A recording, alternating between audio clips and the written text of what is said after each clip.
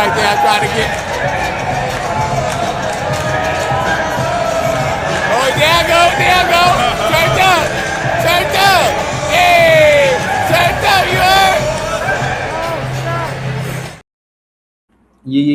Yeah. Once again, this song is Big Fan Breezy with the Brooklyn Nets vlog. We done signed Mo Wagner. I hear he good on offense, not really a defender. You see the title, man. Should he even start? Should he start? You know what I mean? We got Keyshawn in the chat. He said, shout out to him. He said, before the show started, the answer to the title is hell no. Laughing emojis. Do block 2 shots all year and gives up 64% at the rim unless y'all taking. Yes. Other than that, I don't know why he was even signed. Interesting. Interesting. Shout to the Shaolin villain in the chat. Shout to Canberry. Shout to FIFA bro. He said, Breeze, you got 2 streams on at the same time. Say it ain't so. How is that possible?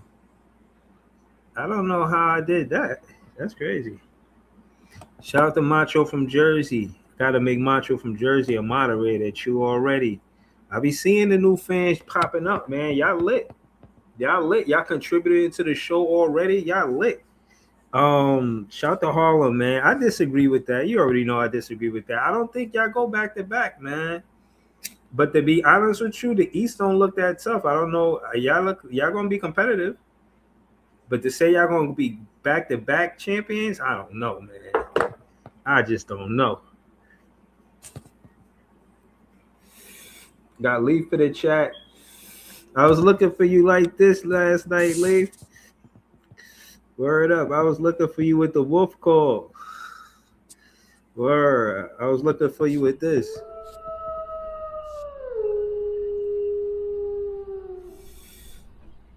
But we gonna get to it. The first thing I'm gonna do, honestly, is send Leaf the link of just him. Because I want to talk to him about what you call him starting at the same time. So Leaf, look at your Twitter inbox. I'm sending you the link right now. You know what I'm saying? And yeah, we gonna get to. I'm gonna send a link to everybody, but for now I'm gonna send it to Leaf first, so we could talk about Mo Wagner and Danny Wolf and that whole paradigm center situation. And then I'm gonna open up the panel. Shout out to the 46 people in the chat. You know what I'm saying? I appreciate y'all. You know what I mean? Shout out to the 62 people in the chat. I appreciate y'all. You know what I mean? We out here. Nets fans is the best fans. Like, share, comment, subscribe. We here to talk basketball, man.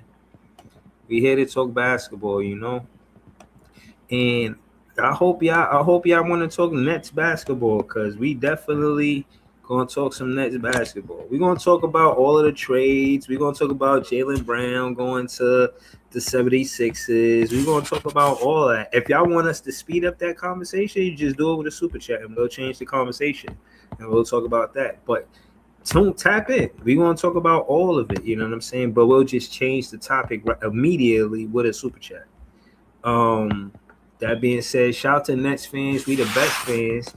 We ain't big media until we not big media. Until we big media, we don't got big media. I'm gonna keep telling y'all that. They don't support us in big media. They don't really, you know what I'm saying, give us, a fair shake, Shout out to Leaf on the panel, yo. What up, Leaf? What up, my guy?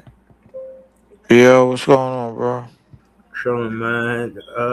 What's good with Danny Wolf, Mo Wagner, man? You think Mo Wagner should start over Danny Wolf?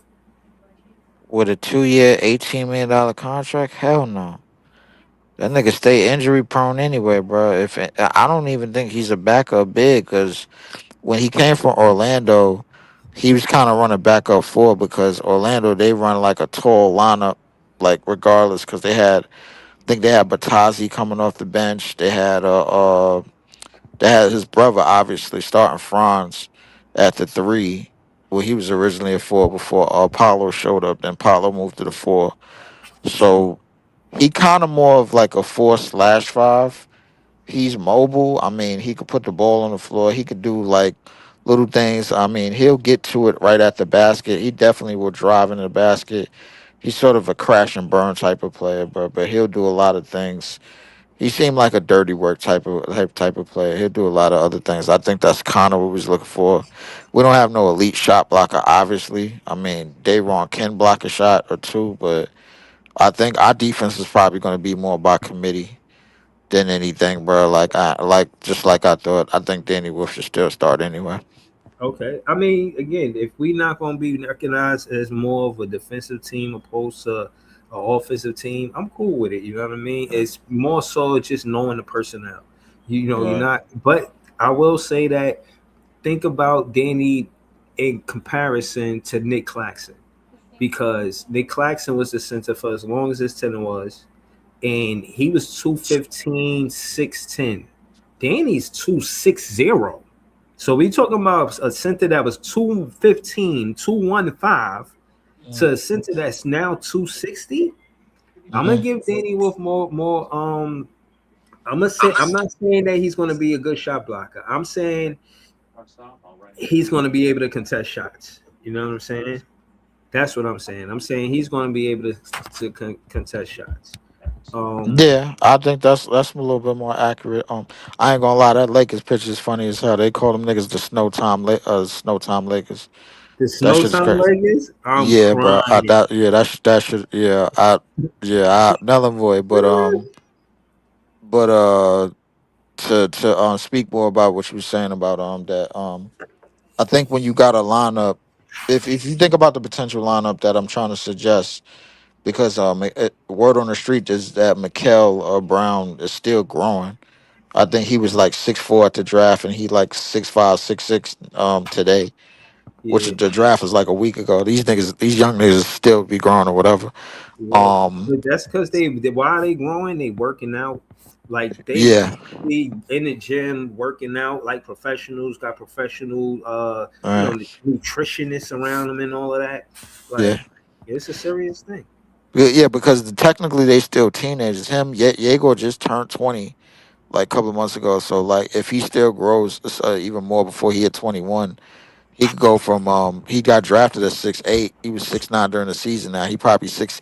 The word on the street is he's 6'10". So you got a 6'10" two guard, 6'10" MPJ, 6'10" Julius Randle, and 6'10" 6'11" Danny Wolf.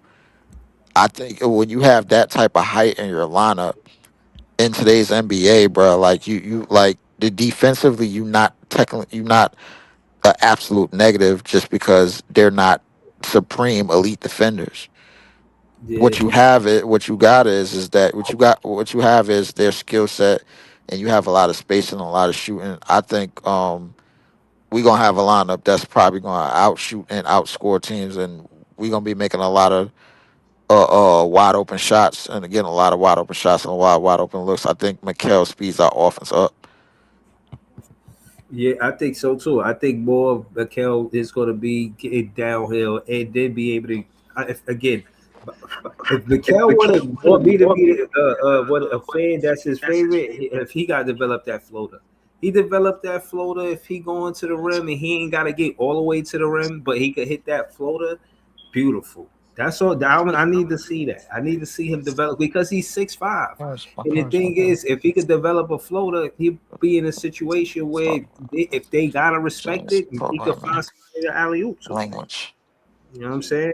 But Programming language. I just look at it for what it is. I feel like at the end of the day, we got a scoring team, an offensive team more than a defensive team. Um, yeah. Money Mike in the chat, he said, "Who our best perimeter defender?" I would have to say, It'll I'm probably be Mikel. see. I gotta see him play. I don't think I think Drake Powell's good, but that's more reputation than it actually what I seen with my net fan eyes. I gotta see more from Drake Powell. You know what I'm saying? I would have to say Keon Ellis off just off reputation. I'm gonna say Yeah, Keon Ellis a better perimeter defender than Drake Powell. You know what I'm saying? So yeah. I would second that. I would second Keon Ellis. I think our defense and our gritty players is probably gonna come off the bench, and they're gonna be in different lineups. But the thing is, I don't think we can mix ourselves up because what we're trying to run out the gate with the starting lineup is mainly offense and mainly spacing. The same kind of thing with the bench, and I think that was the reason for the Mo Wagner shit. I think Mo So Wagner could so let me kick ask, out and shoot a little bit. let me ask the chat this, because I see a lot of AI in the chat saying that they not Mo Wagner not a good rim protector. Do you think that he could be good at taking charges? You know what I'm saying? Do you I think he could be good at boxing out and preparing for a defensive rebound. And because the thing is that I don't think that with three possibly four potential 6'10" players, you're gonna be everybody's gonna be living in the paint like everybody think they are, bro. Like, you know what I'm saying? Like, I don't think that's necessarily the case. I don't think everybody in the NBA is that aggressive, bro. Like, we was playing with motherfucking against Vince Carter's and the T Max and all them niggas every night, then it'd be different. But I don't think that's the case in today's NBA. I think like the unconventional offensive style, bro. Like, and we're gonna have different players basically run the point guard on different possessions, but especially off of defensive rebounds when we're running and when we're getting out moving. Advancing the basketball is like the biggest thing. With this starting five. Man, I'm not mad at Danny Wolf being the starting five over Mo Wagner. Mo Wagner ain't somebody like that. He got to start over Danny Wolf. And again, like I said, if not Danny Wolf, they won't Sharp. I put Mo Wagner the third string. You know what I'm saying? You the third string. You getting paid less than Dayron Sharp. You know, I think he got 19 mil, and I think Dayron Sharp got 20 mil. So Dayron Sharp, right off even off the contract, he supposed to get more minutes than Mo Wagner. Mo Wagner is there if Danny Wolf or Dayron Sharp get hurt. He not there to prioritize over Danny Wolf and Dayron Sharp. He ain't Jalen Durant. You know what I'm I saying? mean, I would like to think so, but I mean, we can only really tell when the season start or after training camp and after everything progresses because I think even though they gave Jordy the extension, we got to see if they're gonna allow Jordy to run the shit like how we believe he's gonna run it and how our roster is constructed to be ran. My thing is, again, I want Mikal to have a good PNR guy, and I'm not gonna lie, but can Mo Wagner run the PNR? Yeah, he want to get downhill. He can shoot the three. He an offensive threat. Yeah, he could run it. But I ain't gonna lie. When I imagine a PNR center, it wasn't Mo Wagner. I ain't gonna lie to you.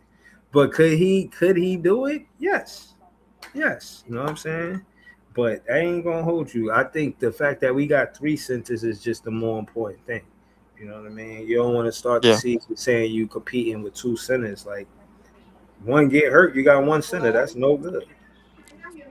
You know what I'm yeah, saying? pretty much. Yeah, I definitely feel it on that, but Because like if we just looking at it from big men to like guards to forwards and centers, bro, it's more guards than centers and forwards. You know what I'm saying? yeah. What that I don't know, but I'm about to check the height because I think the smallest guard on the team now is Malachi Smith or Keon Ellis. I would venture to say it's probably either Keon Ellis or Nolan. I think Nolan is probably what 6'3", 6'4", maybe. Nolan probably grew. If I say, but because he was 19, so he had a growth spurt. Nolan is probably maybe 6'5", close to 6'4", 6'5". But he don't have the overall offense ability that Mikal has. I think the spot is made basically for Mikal's for the taking. Um, Hold on, I hold think on, hold on. Sumo Podcast, he sent a super chat. Shout out to Leaf 4788. Subscribe to Leaf 4788. Sumo Podcast 34 said think Treyarch should still be the starting PG. Nah, Mikel Brown Jr. is definitely the starting PG. You know, Nolan Traore coming off the bench. That should be easy work. He the sixth pick. There's no way you don't, you know what I'm saying? There's no way you don't start him, bro. And the only reason why you that's ain't a gonna fact. get it start after eighth pick because his foot hurt. Yeah, you know what I mean? His foot better now. He good. You know what I'm saying? He had to plant the fasciitis and all that. But we on, you know what I'm saying? He in the off season now. I got videos of him Yeah, hold on, I'll be back. I got videos of him training with I got him training with Mikael Brown Jr. You know what I'm saying? Got real Nets fan content out here. Shout out to all of the Net fan content creators, man. Shout out to Tone, man. Yo, look, like I said, man, we gonna keep building. What we got is us keep building. We ain't big media to, you know what I'm saying? We big media, you know what I'm saying? We the next big media, you know what I mean? That's what it is. Wow. So hold on. Shout out to Sharp, Shua Levy. He said sharp start and Mo brings us a different type of big off the bench. He got a little juice and European toughness to his game, finesse with an edge. Okay, okay. Um, Shout out to CJ. He said drop link. I got you. All right. Yeah, man. Listen, they not committing to no superstar. They not committing to the Nets is not committing to no superstar. They rather see what's going on with Jersey. I mean, who they drafted. You know what I'm saying? Who already in the jersey and do all that. Look at this, man. They practicing together already, man. Already. It's a beautiful thing. I said it's a beautiful thing. Shout out to Notorious in the building. Shout out to CJ in the building. We out here, man. We ain't got big media until we big media. Keep working. What the fuck? Keep pushing content. You know what I'm saying? We out here. What up, Bree? CJ, hold up, CJ. I'm finna pass you. I'm about to pass it to Notorious because he joined the panel first. Feel me? But yeah, man. Shout out to all the fans. Shout out to the Nets fans. We the best fans. We here. Notorious, talk to us. The Mo Wagner signing. How you feel about it? He should be starting over. How you feel? He should start. How you feel? Man, I don't like the signing, bro. I think Mars could have did better than that, bro. I mean, he keep preaching all this flexibility and cap space and all this stuff. And my G, you still got like $25 million left in cap space, bro. And the best you could come up with is Mo Wagner. You still got the most draft picks, if You not let the them most Euro draft picks, players, right?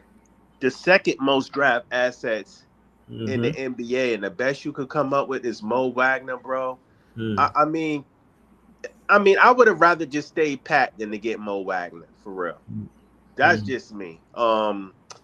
It looks like it's going to be a center by committee type of thing. Right. I don't know, bro. I just don't see it. Like he's coming off the ACL, so they say that the second year is really the best year, but the first year is the worst year to come off back after an ACL. The second year is better, but um, I don't know, man. He's injury prone. Day-Day's injury prone. I just don't think nobody in the center court is Danny Wolf can't even guard a real five. I just don't think nobody in our core is like a starting center, and I'm disappointed about that. I mean, all right. So when you talking about shaking the scene, because it sounds like that's what you're waiting for. You sound like you want to call Sean Marks like, yo, listen here. I heard you got a little something called a first round pick, second round pick.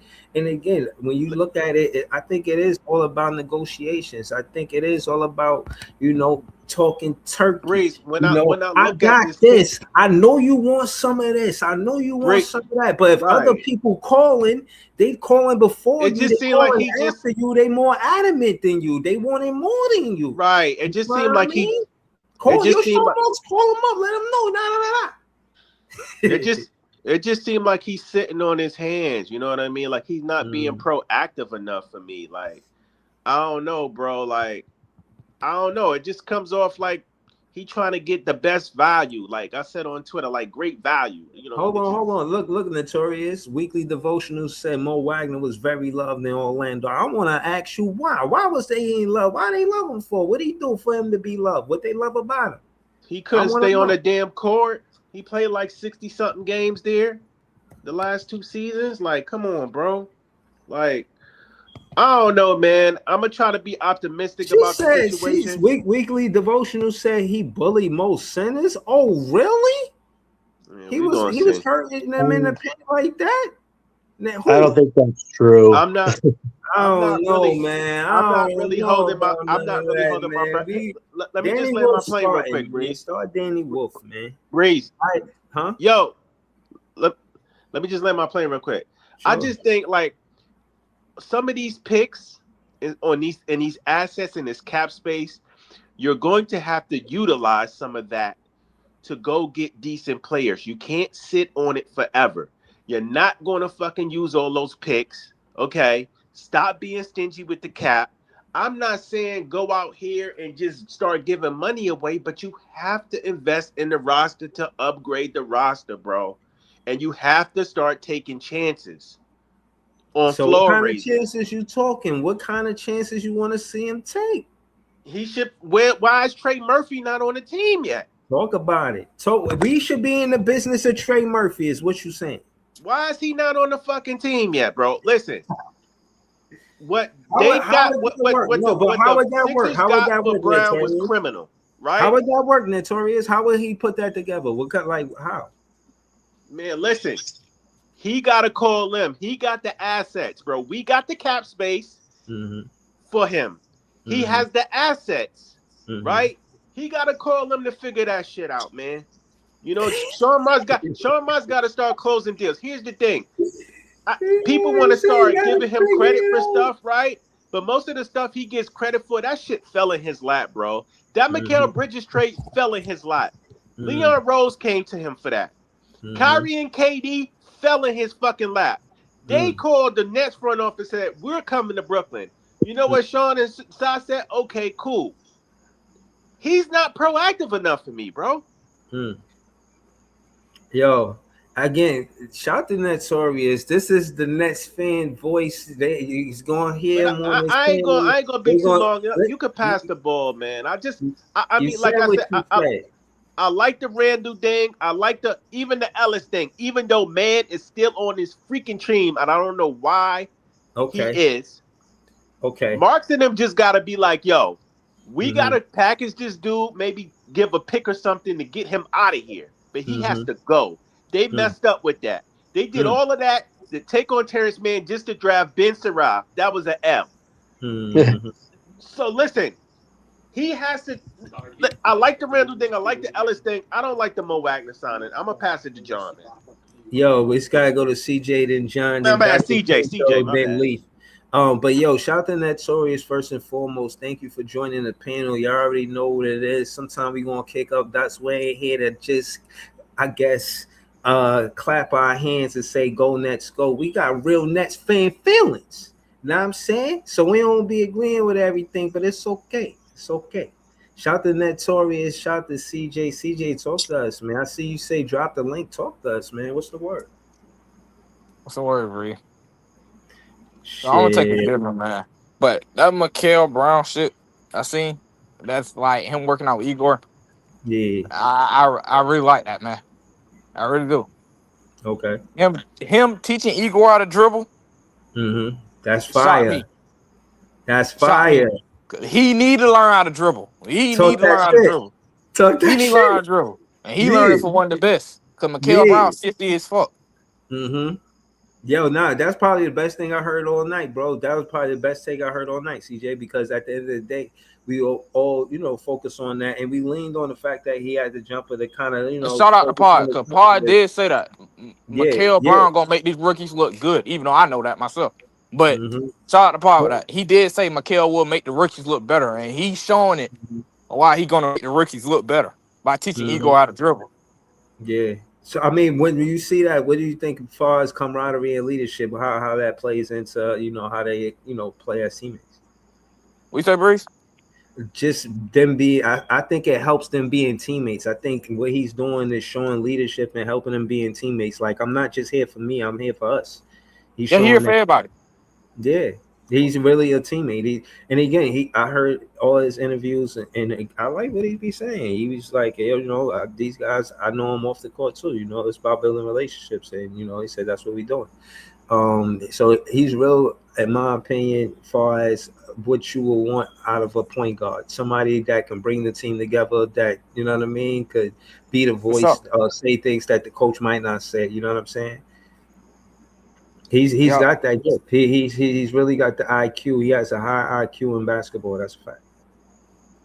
And if he could show the rest of them how to dribble, that would be even better for me. Mm-hmm. Yeah, no, that's. I mean, I think he starting with Diego, who's going to be starting Nolan, with him. I think he, that's where you he started. You know what I'm saying? if You he could start get with. Nolan, if he could teach Nolan how to dribble, that would be better. Mm-hmm. Nah, but my thing is he gonna be playing with Diego. You feel what I'm Mm-hmm. saying? And like just again slowing it down to your take again, like I said, this is my favorite take, is the fact that he's taking the time out. Look at Diego. Diego know what it is. Like Diego know, like he really having fun. He see what it is. And then look, he's showing them how to dribble, pull up, shoot. So Diego, he's catch and shoot. That's what we seen him do in the beginning of the season, all last season. He's showing him to dribble, then pull up, shoot. See what I'm saying? Mm-hmm. That's another thing that I'm watching too. You feel what I'm saying, CJ? He's not just showing him how to dribble. He's showing him how to dribble, pull up, shoot, and that's fire.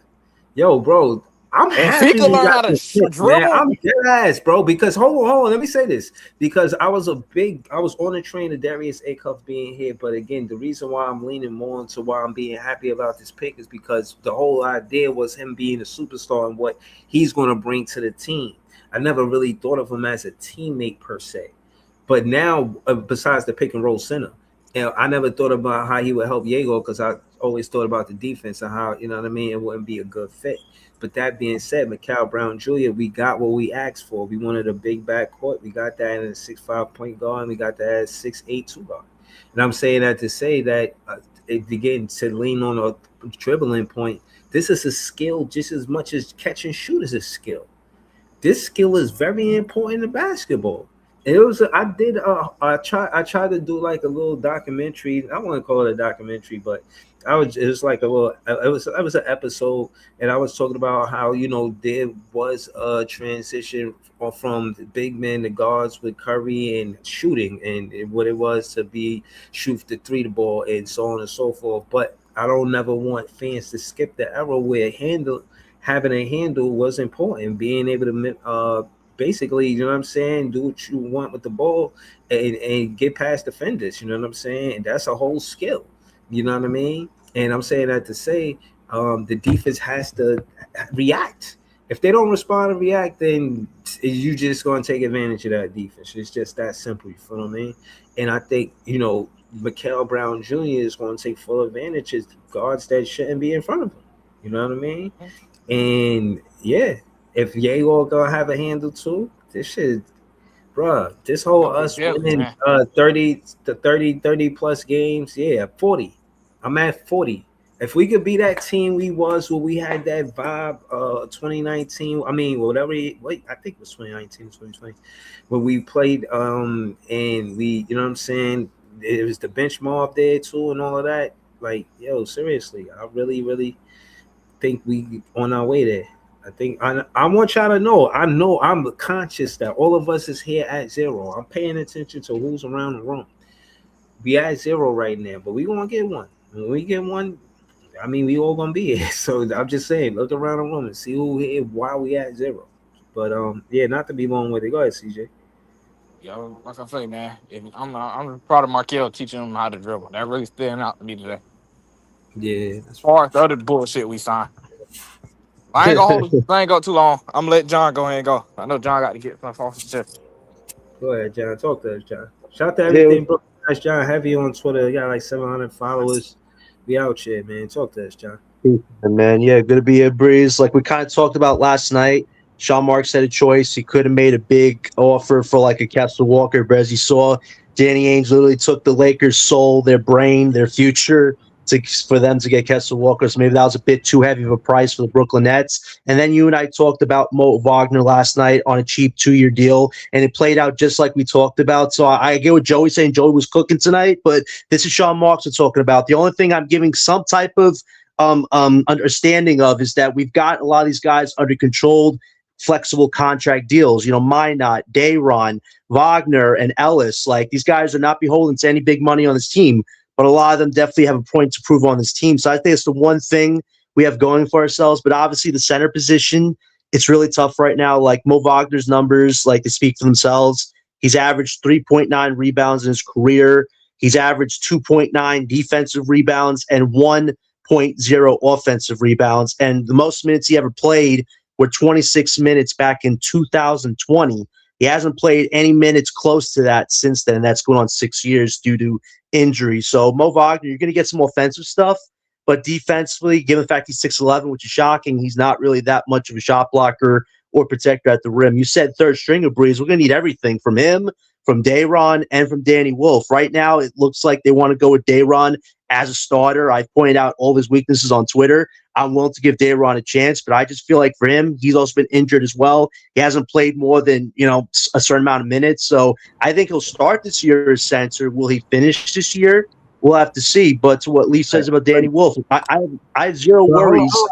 John, but Pete, but again, as far as loyalty is concerned, the Nets are showing loyalty to Dayron Sharp. Dayron Sharp took the 2-year deal, then he took another 2-year deal, and not only that, he's somebody that wants to be here.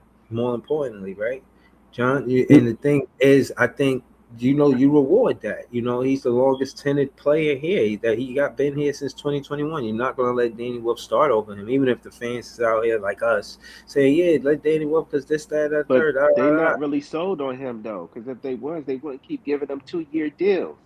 That's the thing. The Nets keep kicking the can down the road. But so listen, and John, you can answer this question. You see Sean Marks making that a thing. He's not committing. He's having only 2-year deals. That's a thing. That's our thing. Let's be clear. 22 tools. That motherfucker got 22 tools like Jay-Z out this motherfucker. Hold on. I just want to read the super chat. Then we're gonna get right back to John. Shout out to John. Shout out to Keyshawn M7W. He a member. I'm gonna make him a moderator. That's for sure. He says, "Salute, fellas. Good show. Keep going. I respect the development of the young guys over quick fix. Play the plays you invest in." Again, I agree with this comment because the rookie scale contracts are 4-year contracts. So you invested in your draft picks just off of the commitment of the contract. They 4 years. Like, yeah, you could, you don't have to commit to it all the way, but you know what I'm saying? Do you really keep these? I see like some teams more times than not, they keeping these picks for 2 years, 3 years. I know the Clippers, that shit should be a lesson for everybody to be careful with trading your draft pick because that's what a superstar want coming home. You see how real that shit is? Kawhi went back to the Raptors. But anyways, shout out to Keyshawn. Thank you for the super chat. I see you in the chat for like recently, bro. You've been dope in the comments. I appreciate you. Even when you're not sending super chats, I'll be seeing your comments. Shout out to you, bro. Appreciate you. But yeah, John, talk to us, John. What was you saying? Back to what you were saying. Yeah. To Joey's frustrations, like this has been Sean Marks' biggest tenure problem is he hasn't committed to having an actual center on his team, and it's mind-boggling to us because he talks about positionless basketball, but you see the way the NBA goes when investing in 7-foot centers. The Lakers gave up everything for Kessler Walker because they needed an actual center next to Luka. Like DeAndre Ayton wasn't cutting it, so. For our team, this is going to have to be figured out eventually when we're ready to take that next step because the Nets will never contend without an actual center. So Dayron, like you said, from a loyalty perspective, he deserves a shot. We all know what Dayron's good at, rebounding, and what he's bad at, a lot of other stuff. So I wish him the best. But this is definitely something that has to be figured out later on in the future. As far as this year goes, Dayron, Wolf, and Mo, it's going to have to be a committee thing. They're going to have to give effort every night on the glass because rebounding has always been a huge struggle. But as far as shot blocking too, which three of them are good at. So I feel like until Marks goes, it's going to be a revolving door where we're never going to commit to a real center, but we'll commit to bigs that look like centers. But to what Joey's saying, they're not really ever going to solve anything. So we'll see how that plays out. But also want to shout out what CJ said about Michael and Yegor. Like, there's a synergy going on between those two guys. Like, Michael has all the confidence in the world. Yegor looks different, got some swag. He's a little taller. He's making, he's working on the things we talked about improving on. Like, those two guys right now, they are pretty much the huge part of our future right now. This season, a lot of pressure's on their shoulders. That's the one thing I think Joey is trying to bring up, is that there's going to be a lot more on these guys, the guys we drafted these last 2 years, to be a huge part. It's not just these vet guys we signed or re-signed. Like Yegor and Michael, if they prove they are true cornerstone pieces, we might be in the Kelgore era, man. If these two guys really prove they're the future. John, let's stay with that conversation. Let's work on the nickname. I seen you had put that on Twitter. I mean, I put a heart next to it, but you know what I'm saying. We could still work on the nickname. You know what I mean? But I'll be honest with you, that's what it is from now, because I ain't even got a nickname. You know what I mean? But I don't know if Kelgore got a ring to it. But shout out to John for making a nickname in the first place. But I do want to stay with this conversation and pass it to Damn, I was about to pass it to Kenzo. He just left. All right. Oh shit. All right. Leaf is next thing. You feel me? Oh shit. There you go, Dr. Kenzo right there. Hold on. Dr. Kenzo, you right there? CJ, you right there? You said what? Bro? Yeah, you there. I was just checking, making sure you was there. Dr. Kenzo, Yeah, I'm you here. there? Oh, all right, cool. Yeah, yeah, man. I just wanted to talk to you about a few different things, man. How you doing, man? You having a good Nets fan day? Yo, Dr. Kenzo, you there? Damn, man. All right, shit, man. Hell, y'all got going on right now? They got me looking like Hollywood squares out this motherfucker. Yeah. All right. So hold on. What I will say is this. Shout to Shua Levy. He says if he healthy, he gonna help us. He got strength and can't hold his own on the paint for what we paid. He gonna give us value. Now I will hope so. And again, like I said, I like that the Brooklyn Nets is giving these 2-year contracts. It shows they're not committed. If it worked, they would extend you, would give you another 2-year contract. That's 4 years right there.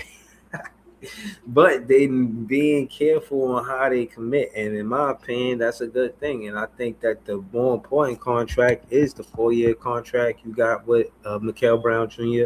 and the 4-year contract you got with Yegor. If we talking about the future of the Brooklyn Nets, they got the 4-year contracts right there. We gonna pass it to Dr. Kenzo. You there, Dr. Kenzo? Yeah, I'm here. I kept backing out because 1 minute I could hear you talking, and the next minute I couldn't. So that's why I was in and out the room.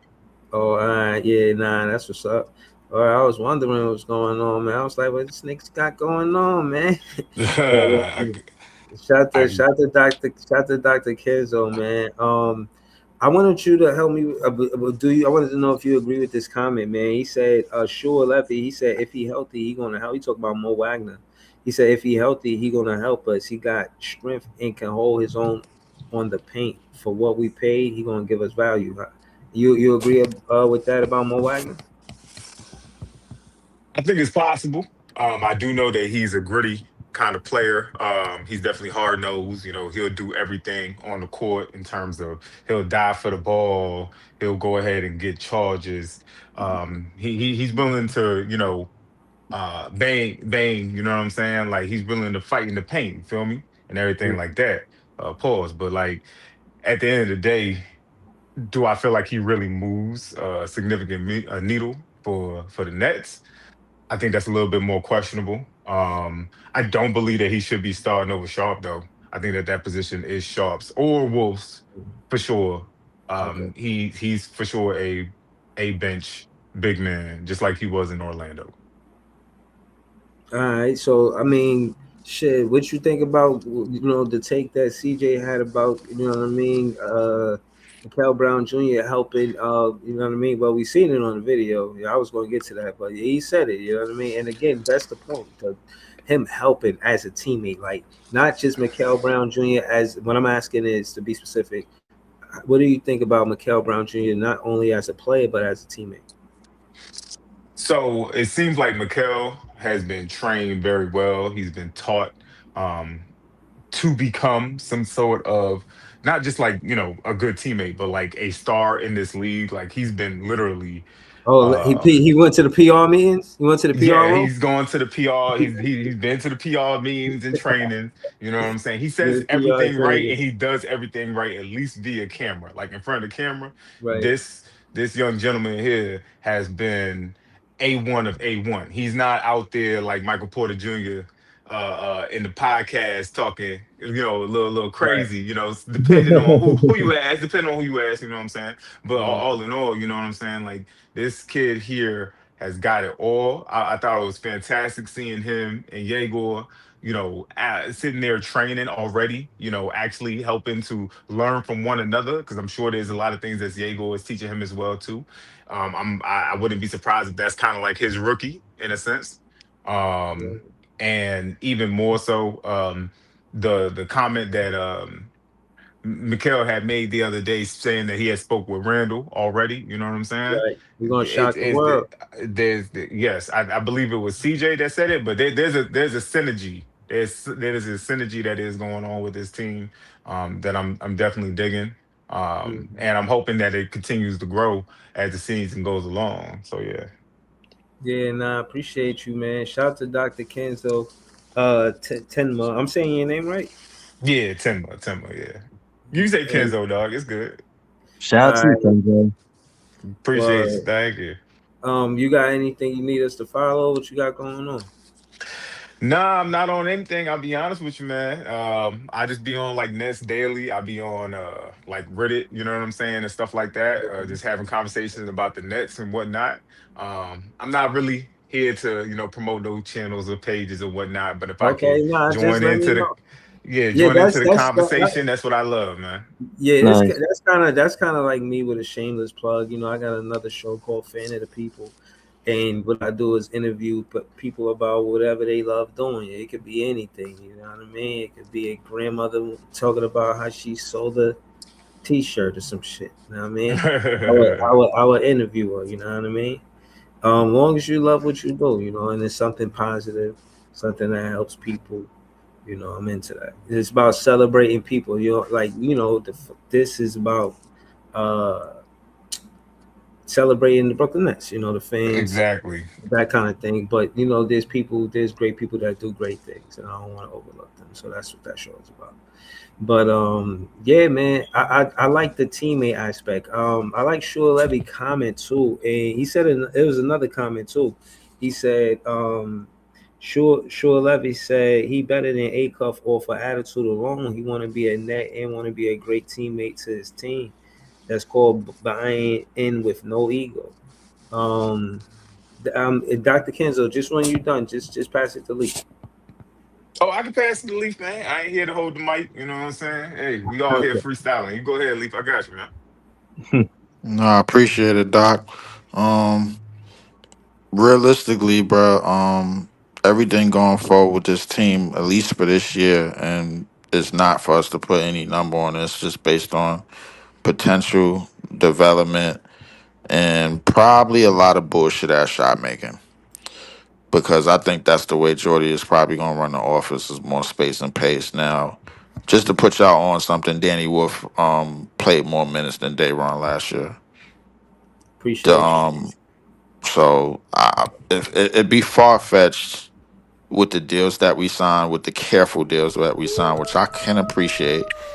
I can appreciate us not jumping the gun on something, bro. Like I can appreciate that, but with everybody in our division basically going for the gusto and competing with Toronto, getting Kawhi, with the Knickerbummers doing whatever the fuck they doing, and then with Philly basically shocking everybody because the Celtics said we don't give a fuck about Jalen Brown. You can have this nigga.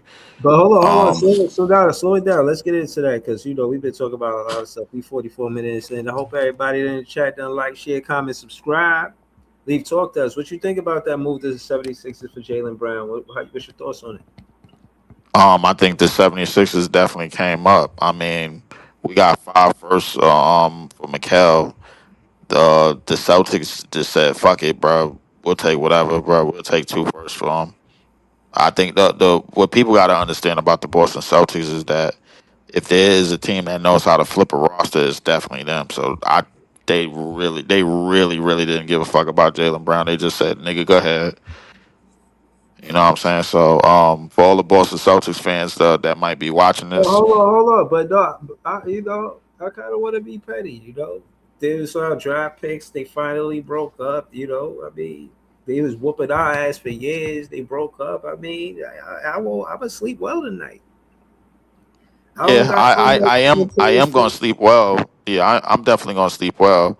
The only flip side to that problem is they powered up another team in our division, and that's the Philadelphia 76ers. Yeah, they kind of tough. Mm, They kind of tough with Jalen Brown at the small forward. I ain't gonna lie. Yeah, exactly. So okay, I mean, okay. with the backcourt that they already have, and you add JB to that, like That's I, kind of tough. I ain't gonna hold you. I ain't gonna hold you, bro. Like Joel Embiid probably can only play. He could skip by and play 40 games and then wait to the playoffs. Let's further the conversation again. Shout to Mantra from Jersey. He said the Atlantic Division is nasty work right now. Or excuse me. What's the top four Absolutely. teams look? What's the top four teams looking like in the Atlantic Division? I would say Philly in there with that Jalen Brown trade. I would say Philly, Toronto, because Kawhi Leonard. defense. Yeah, because of Kawhi. Like I think they got the closer that they finally was looking for, Hmm. You and think the Wizards in there? Think the Wizards in there? the Wizards. Wait, you talking about the division or you talking about the conference? The No, I'm Pacers. talking The about I'm talking Pacers. about the top four conference in the Eastern Conference. But like Oh, because my thing is it's interesting because it's a flip. You can't expect Milwaukee to be a team that's going to contend. Honestly, Miami need more. They need more. I mean, yeah, they got Bam and Giannis, but I don't think that's enough. You think that's enough for them to compete? They ain't got But no the help in the Pacers in there. backcourt. Didn't Norman I Powell? think Didn't Norman Powell just leave? Norman Pacers. Powell. Yeah, he went to Chicago for 2 years, 40. I'll be honest. I Chicago's think kind of tough too. What the hell going on? The Pacers. Chicago looked the part, but I don't think they're gonna do shit, bro. Like I think it's a lot of Leaf. The Pacers. the Pacers. Maybe I think the Pacers got to do a little bit more work Who they picked reconstructing up? their They picked up roster. the dude from Philly, right? The dude Kelly Oubre. They picked up he Kelly Oubre and they gotta go got do Zubats, but I think the way that the Pacers run their system with certain personnel. So I don't know how that Zubats shit gonna work. And with Kelly Oubre ain't that type of shooter. So Hmm. they need a little bit more. But I would say Orlando. I'm looking for Orlando to do some things. I ain't gonna hold you. Detroit. I think Detroit and Boston. I think they're gonna take a step back. I Miami don't see would. I don't see what you see in Orlando. I ain't gonna lie to you. I'm with you with the Toronto thing. I'm with I guess the Knicks, they the championship team. And then you got Milwaukee's out. I don't see it in Miami. 76ers, they fringe for five. Something. You know what I'm saying? Breathe. Like I mean, I still think Miami is top six at minimum, bro. Like I'm like Breathe. minimum top like six. But if mm, we just talking top five in the East, bro, like I think Philly done leveled up in the mm, craziest way because word. Jalen Brown by himself, bro, was leading the Celtics to number 2 seed like just this past year. So I Mhm. don't see no reason why they ain't minimum top three, bro. Like so, Mhm. um, You gotta realize that another thing that make Philly dangerous is they the usage backcourt, rate. The usage rate of Joel Embiid don't have to be the same for them to win. Like he don't have to like he could be part of the game when they want to slow it down. If he's right? smart, he come off of the bench. If he's smart, you let Jalen Brown, VJ Edgecobe, and Maxi run. Let them run. You come off Yeah, even trying to run with them. I'm not even giving them no sauce. Fuck out of here. Breezy. Do Bree- whatever they Bree- want to do. You know what I'm saying? I'm focused on the Brooklyn Nets. Bree- But Breezy. if they play it right, they could be a dangerous team in the Eastern Conference. the Wizards. I just want to talk a second on the Wizards. The Wizards is one of them teams. Even though they reconstructed their roster, I feel like like what the combination of Trey Young and AD, how they gonna pair up with the younger players is gonna be interesting. I just don't know. I think the report that they have, I don't know if the report that they have over there is the same that of the report that Mikel is trying to get with a lot of the players on this team. I think I've been said Mikel he just gives me a Tyrese Halliburton vibe in terms of fit.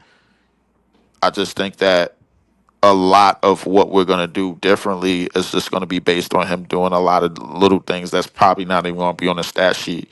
It's just going to be just making an extra pass that's going to lead to a pass that's going to lead to a wide open shot. But I think everything that we got going forward is going to be based on potential and development and just growth through the season and just trusting one another. And I think Mikel is trying to gather all of that. Yeah, no, I agree. I think. Go ahead, John. What you want to say? Yeah, listen, this has been one of the most craziest off seasons ever. I think Shams was a year late when he said it last year. His prediction came true just a year later. But today might go down as one of the worst trades in NBA history. I thought us giving, Boston, Tatum, and Brown for free for aging vets was bad. I thought us giving James Harden away for a fisherman was bad. I thought the Suns trading everything for Kevin Durant to accomplish nothing was bad. But this deal today between Boston and Philly might go down as one of the worst trades of all time. None of us thought Jaylen Brown, a former NBA Finals MVP, a guy who literally looked like a true superstar last year, leading a playing team, the top 2 seed, would go for used auto parts, Paul George, and 2 firsts. Like, that is crazy. Brad Stevens is one of the most highly decorated executives in the NBA. But today, he looked like one of the worst executives of all time. You don't just trade away a top member of one of the most dominant duos in NBA history for Paul freaking George. And I got to give a shout out to Josh Wolliver, one of the main co-hosts of the Brooklyn Boys. He said Paul George has now been a part of history twice as being part of potentially 2 of the worst trades of all time. One for where OKC got a superstar and a haul of assets for him, and today this guy got traded for one of the most top 20 stars of all time. This is a seismic shift that will forever change the Eastern Conference. The Celtics, they're done as far as I'm concerned, but to him to go to Philly, you just got to look at the starting 5 right now. Tyrese Maxey, VJ Edgecombe, Jaylen Brown, Dean Wade, who they just signed, and Joel Embiid. If you ask me right now, that is the best starting 5 in the Eastern Conference. Philly went from a dumpster fire to look like one of the most accomplished teams in the NBA, and they haven't even played a game yet with Jaylen Brown. But this is definitely the most underhanded trades of all time. And for Boston, who cares what happens to them? We're Brooklyn fans at the end of the day. We've been waiting for this day. But the way it happened like this, it truly has changed the whole NBA in a lot of different ways. And I will say this. Pay attention to Jason Tatum and his future. Not saying right now, but next year's deadline, if that team is near the bottom, to what Leaf said, taking a step back, there are literally sharks swimming in the water waiting for Jason Tatum to fly the coop from that team. The Celtics are done. The Nets are ready to get any star that's available, and the Brooklyn Nets just might have their eyes set on Jason freaking Tatum. Stay tuned. No, I hope not, because we getting somebody that's basically compromised. One, because of the Achilles injury. Did you know what he did? That's bad, John, bro. That's bad karma, man. He already got the draft when they got drafted, won the championship, and now you want to get him after he come off an injury, bro. That shit not. I do not. We did that before with Kevin Durant, and I'm not doing that again, bro. That shit, man. Yeah. So because it's the one problem with that is that it's too much money in it, and the one thing I could say about this front office is that they're being careful with the deals, and the flexibility is probably the best part about signing these 2-year deals. That's number one. Number two, Jason Tatum has been compromised because of that injury, and I'm gonna be funny when I say this is just all Duke products.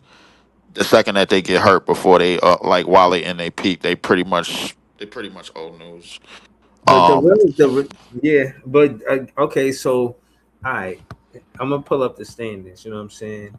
And my thing is the mix is gonna be crazy, bro. It really is. It ain't fair to look the same. I'm telling you, it's fair to look way different. I believe so. I mean, but we got to focus on what young team is going to come out of the mix in the Eastern Conference, and I think it should be Orlando first. Atlanta over us? Or no, Orlando. Or I don't see that shit in Orlando, bro. Hey, I mean, I think Orlando peaked early. They still got Paolo and Franz. They still got most of their lineup. They know what they're gonna do. I'm gonna show you what I'm talking about, bro. And then just rebut or whatnot. You know what I mean? So basically, when I see the Pistons, to me, they didn't really get no second option for uh K Cunningham. They in trouble. They in trouble. They ain't gonna be no number one seed. They gonna be in the top 8. They ain't gonna be. They need that second option. It's so long they could the injury with the K Cunningham in his lungs. That's now the franchise can't play him the same way, play him hard the same way. They see him go through 2 major injuries, crucial times. You know, they gotta be careful with a K Cunningham. He need a one on his team, and he need to be the one as the point guard. But he need a number one option, even if he the number two option. That's why they are ready to trade Jalen Duren because he can't get his own bucket. He's a basketball tank, man. You know what I'm saying? Like, so the thing is he not creating his own shot. He ain't got no sky hook. He ain't Shaq. He big, but he ain't Shaq. Where Shaq just dunking on you like, yo. Again, a lot of people didn't see Shaq play. I seen Shaq play, man. He wasn't the Nets' friend in those finals. I'll say that. But yeah, man, the Pistons, I don't see them as the Celtics. I say they'll be competitive. They the Celtics. I give them the credit. The Next up, Celtics is basically dropping, bro. Welcome to the So Peyton Pritchard they, show. they said, but the wait, paying. yeah, to what Lee said, they essentially swapped Jalen Brown for Paul George, Mitchell Robinson, and Michael Conley, man. Like, listen, man, the I But think Celtics this, are going but to win, but the then you man. Celtics, gotta match the the thing standards. about the Then you gotta Celtics, match. hold on. The thing about the Celtics, they don't just do anything just to do it. If it's one team that know how to rebound real quick off of getting rid of players that they won with, it's definitely the Boston Celtics, bro. Like, so if they having Not a this bad time, year, man. but you got to understand, bro. Like, this is a team that time and time again they prove that they can rebuild on just But one But, but drop who of a they who dime. they all right, but far as creating their own shot, because I think Brown put them to the test. Like, y'all want to trade me? Trade me then. I don't want to be here anyway. And then Yeah. now they gotta find a shot creator just as good or a scorer just as good as Jalen Brown. They not gonna find it this year. Welcome to the Peyton Pritchard show, bro. That's all well, I can tell you. the Dave Pitch is That's a good guy, hilarious. but the No, no, Celtics no, are. that's hilarious. The Payton Pritchard Wait, show.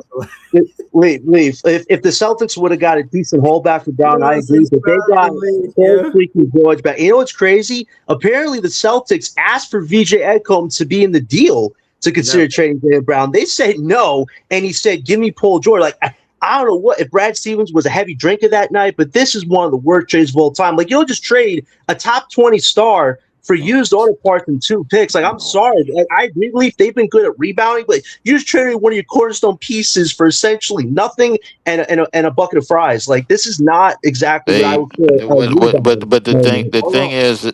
the Yeah. thing is about it. They got a championship out of it already, so I don't think they're stressing about anything. Yeah. The thing about this trade is that Boston just got tired of Jalen Brown running his mouth and rebelling, bro. Like they basically did him like, yo, just take him. Almost the same way John Morant got sent to Portland. But Yeah, those are but two hold on, different hold on, hold on, hold on, situations, y'all, though. hold on, Those hold are on, two y'all. different Hold on, situations. hold on, y'all. Let me slow it down so I can get Notorious and Dr. Kenzo in the conversation. Shout out to Leaf. Y'all already know to subscribe to him at 4788. Shout out to everything Brooklyn Nets John. Y'all know he heavy on Twitter. Shout out to Notorious. I want you to help me with this comment that player one moderator and a member say. He said in the CBA, you can't pay 2 players 70 million. Celtics made their decision.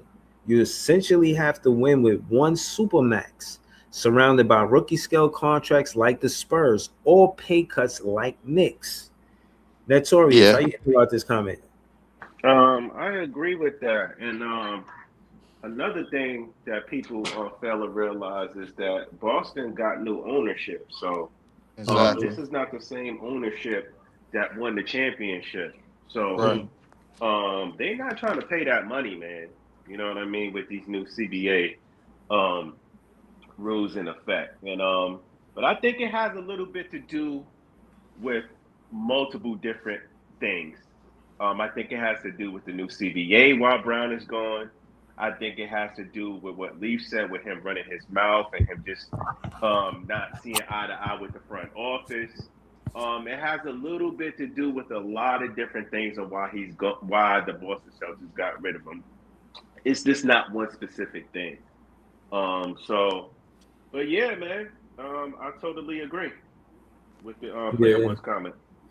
I don't yeah, think the trade was bad on either side. I think it just yeah. Hold, Respectfully, hold on. I totally disagree. Hold on, Leaf. We're gonna go to Dr. Kenzo. Hold on, Dr. Kenzo. You see the comment, man? Play one that's on the screen, man. What you think about what he said, bro? I think he's 100% correct. Which it seems like everybody else on here agrees with it as well. You can't have two supermax players. It's not going to work out. You will not have the necessary role players moving forward. So you're going to have a Spurs situation, a Knicks situation, or Mm-hmm. at best, a situation similar to what the Lakers is trying to do now. Mm-hmm. That's That's it. about it. Walker Kessler, Luca, Austin Yeah. Reeves with better Nasty. contracts. Something like that. That's the only way that you're gonna get this pulled Yeah. off.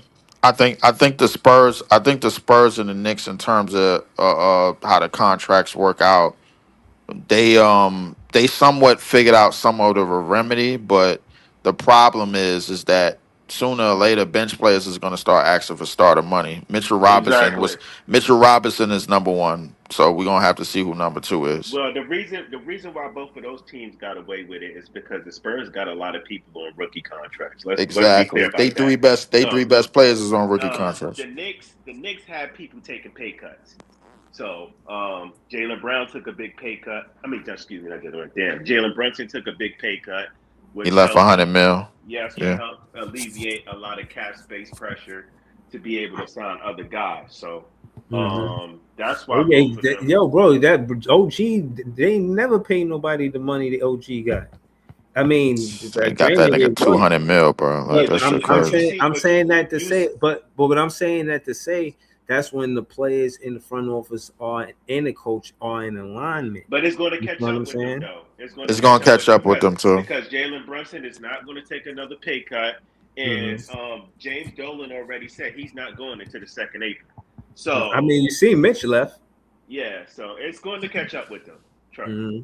It is gonna catch up with them. But the Spurs thing is even worse because they're gonna bite the same bullet that OKC bit when they won a championship because Mm-hmm. now you got J Dub and Chet in the way that they played even in the championship run and in last year's run.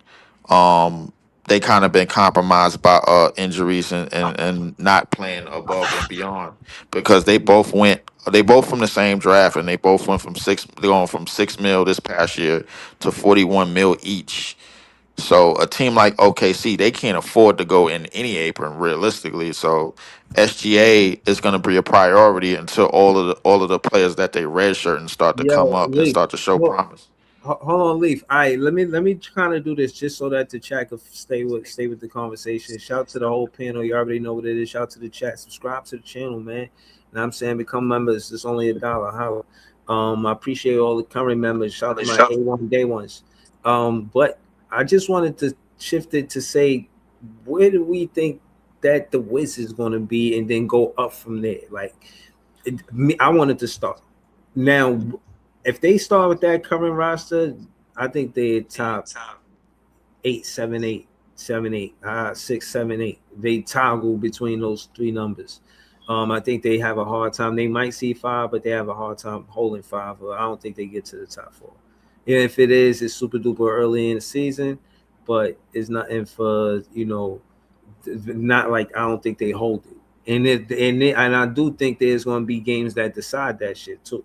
Like, of course it is, but it's going to be big games too. Hmm.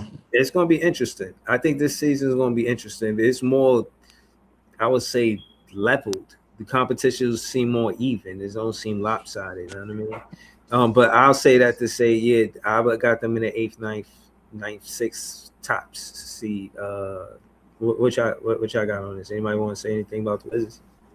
Yeah, they're going to be around that play-in bracket. You know, they have their franchise guy of the future, the Bonster, who looks like he's going to be one of those guys. The Anthony Davis stuff is interesting. One day he's in trade rumors, the other day he's committed. Trade rumors committed. Like, I think eventually they're going to move him. They're not going to give that guy a huge extension when he's about to be in his mid to late 30s eventually. So I feel like that's a fluid situation. Trey got the bag, but Trey's essentially a trade chip because when the Bast is at that level to compete for something more, they're going to trade Trey Young for whoever co-star to pair with them. So I think for the Wizards right now, they have a decent shot of getting around that 9-10 bracket or maybe 7-8, but that's kind of the ceiling right now. I don't agree. I think they're going to be between a 5 and a 7 seed. It's too much Wow. talent on that roster. Go ahead, let him finish. Go ahead, Mark. So you Yeah, too much talent. Like talent. What too talent? much What are you talent, talking bro. about? They're too much talent. They're deep.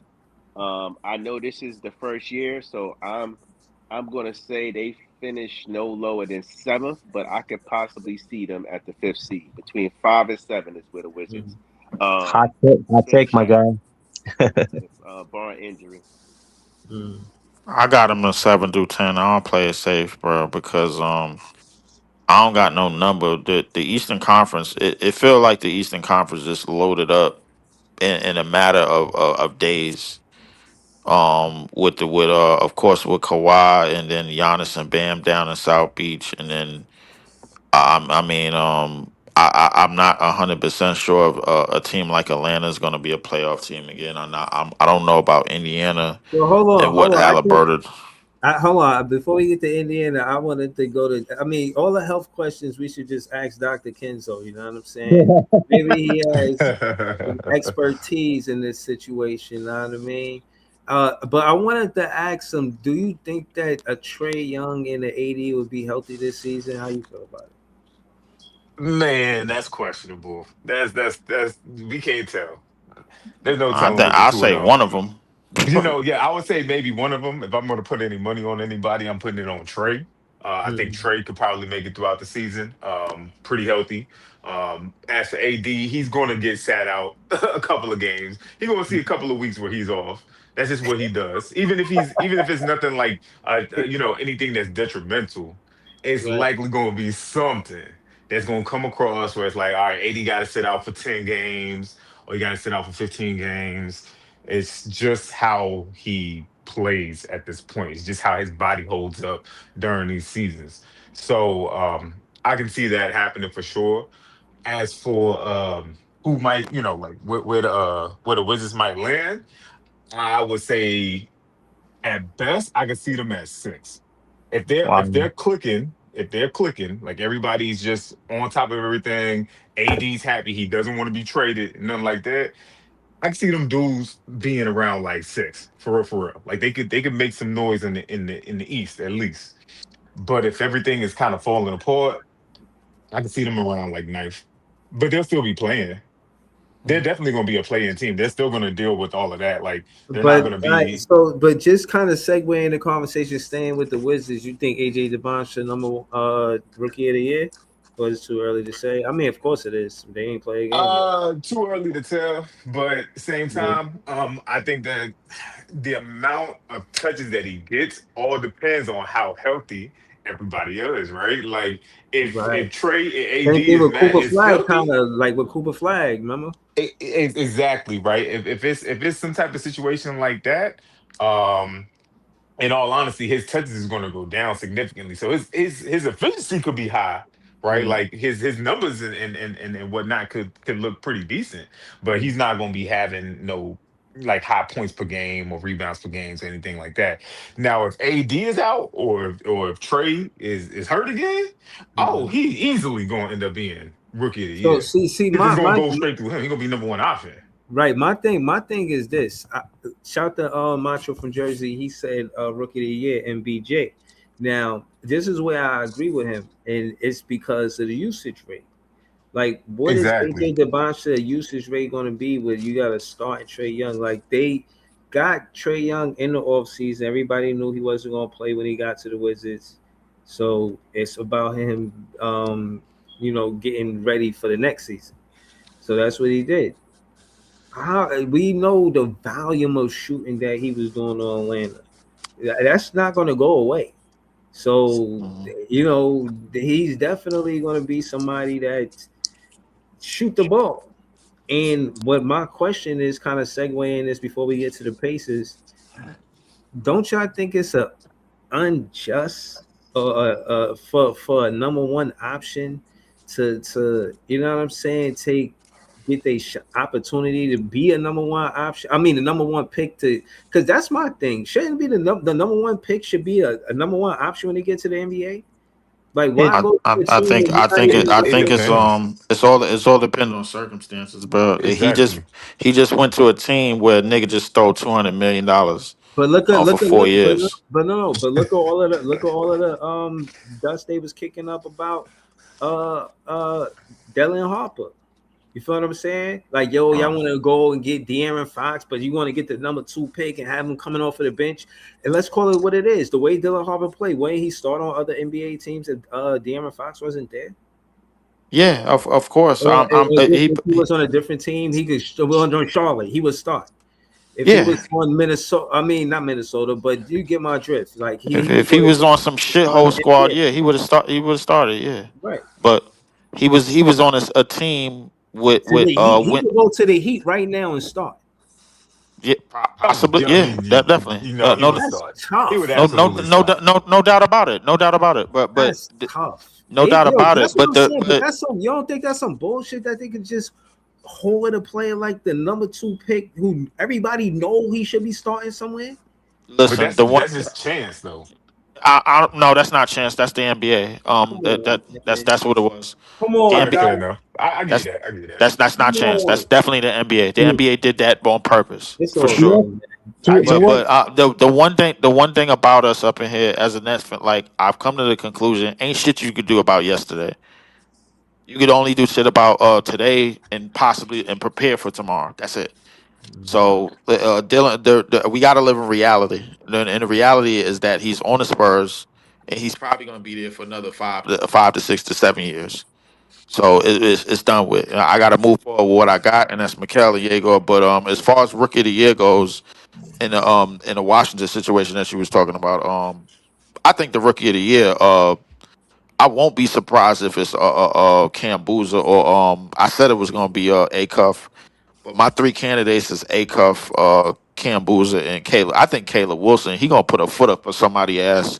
This is was this the second once he sees some of these rookies, bro. Like I don't think he was bullshitting in that interview, but Yeah, man, I agree. I like his confidence, bro. To be honest with you, the Brooklyn Nets made. Let's just. I'm gonna just be the.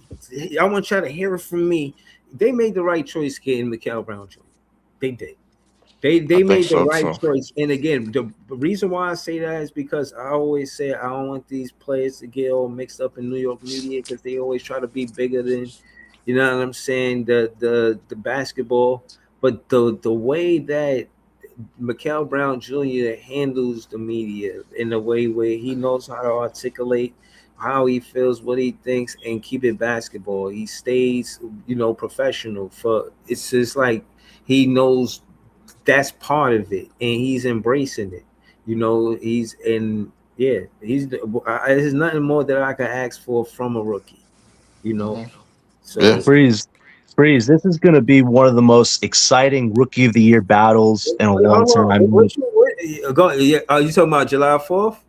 No, I'm talking about just this regular season. Like you have the boss, Peterson, Boozer, you have Caleb Wilson, Acuff, and Michael Brown. Like they're going to be like 5 to 6 guys fighting Mm-hmm. for that Rookie of the Year award. Like it is AJ's to lose, like it was Cooper's last year, but the level of talent in the top of this bracket is special. So it's going to be a true fun battle. If Michael, who has talked the talk epically, mind you, can walk the walk, he puts himself in that conversation too. And let's remember, none of our prospects in 10 years have ever put themselves in a rookie of the year conversation. If Michael can do that much, that to me is a huge justification for why he was a choice. If he can reach that, that's I important. think that if I know the Nets, they're probably gonna prevent him from doing it, bro, by No, sitting they him some shouldn't. games. They should. If Hold on. this team is really talking like he's that guy, you better let him play like he's that guy, or else what's the Well, point? I Who you think What's they the think? are. point? Well, the thing is, I'm not talking about just in terms of not playing or not letting him play. I think they're just gonna be careful because they know if he gets on a all rookie team, they're gonna owe him money. And it's What's one wrong of the with that? They have to pay guys. They have to pay cornerstone guys. You can't just say, "Oh, you have potential, but I'm going to give you what I want to give you." That's not how the NBA works. You got to pay your guys. You have to. hold on. I'm just going Oh my accordingly god. to how the Nets are moving. The Nets are moving in a way to where they're not putting themselves in a situation where they have to overpay or put themselves in a situation where they have to pay in this particular CBA. If this CBA wasn't in place, I think last year's rookies would have played probably north of 25 minutes, at least four of them, and I think that's one of the reasons why they didn't is because. And you see the 2 year deals that's being signed this season and last season as a result of that. So So realistically, they bro, don't like want them to make a jump. They don't want them make them. That, Don't want that's them to do they something. don't crazy. they They don't don't want to want. make they don't want them They to make don't want. They don't want. the jump. Hold on. They don't want to reward them. Got it. That's Got it. No, crazy. no, Like, it's not that they don't want to reward them. They just don't want to feel like they over rewarding them. Leaf, do you know that That's Joey called crazy. Wait, Joey, It you is know that crazy, bro, but that's the CBA. wait, Leaf, do you know that Joey called Sean today Sean Penny Pinch and Marks? Like that's literally his title. Like if Michael and Diego are He's the king of Hold great. on, I'm Sean sorry. Sean Marks. Yeah, nah, that was funny Sean though. Marks is the Sean Penny king. pinching. He Yo, said He's but the Sean king. Penny. No, hold on, y'all. Time out, time out. listen. He is Yo, go the ahead, king of great Notorious. value. Yeah, Sean Marks is the king of great value. That's what he is. that's a fact. He That is the word. king of great value. Yeah, I but agree with that. hold on. Shout out to Gary, man. He on the panel. Shout out to the whole panel. You already know what it is. Shit, man. Gary, I seen you in the chat. What I said, son, you disagree with what you mean? You don't like Mikael Brown Jr.? What you talking about, man? You on mute, Gary. Gary, you on mute. I do like MBJ, but Acuff was the right pick there. I think MBJ is the best young player we brought up in our own system since at least. So who's Richard the better defender out of the two, in your opinion? Mikael Brown Jr. Okay. Who's the better athlete? Who's the better athlete? I just want to say you do know that when we did go to the finals, it was because of our defense, not our offense, right? It was fair to say. Yeah, that's true, and we didn't win because we didn't have enough offense because we couldn't score any points. No, it's not just because of that. We couldn't stop Shaq. That's really what I was thinking the Spurs series, and we couldn't stop Duncan, but we also scoring 78 points a game. Right. Exactly. That's not gonna cut it. I think Brown's a great player. Like I would have preferred Acuff. I'm not upset about Brown. Like Acuff's a better basketball player than Brown. But Brown's he's a good player. Like I said, he's the best player we've drafted. What about teammate? I don't know. Like there was rumors that no one likes Acuff. Like it was like the Kevin Costner movie where on draft day when like nobody went to his birthday party. Apparently, all of his teammates at the IMG Academy hated Darius Acuff. I don't know. I wasn't there. I can't comment on that. I don't know. Apparently, he's not a locker room guy, but I don't know nothing about that. What I'm saying is, okay, what do you contribute to him handling the media the way he does, the way he answers questions, the way he articulates himself in front of the cameras? How you feel about that part? You talking about MBJ? MBJ, yeah. So far, so good, right? He's clearly an intelligent kid. He's a thoughtful kid. He's a polite kid. So far, he doesn't seem like the kid that's going to be out 5 a.m. at a club doing coke with strippers. It doesn't seem like that kind of kid. I will hope not. Yeah. Well, look, if you're 19 years old, I give you $10 million. You might do something crazy, right? You might. Mm. Yeah. See, and the thing is, that's my thing. I don't want him hanging with Jose Alvarado. You know, I know both of them Puerto Rican. You know what I mean? I don't need that. You know what I'm saying? I don't need him having wild nights going into Spanish Harlem. You know, chilling with Cat. You know what I'm saying? I don't want him chilling with Cat for other reasons too. Yeah, you know what I mean? Like, exactly. You know what I mean? Because it's got to be nefarious. You only try to recruit him to your team. You know what I mean?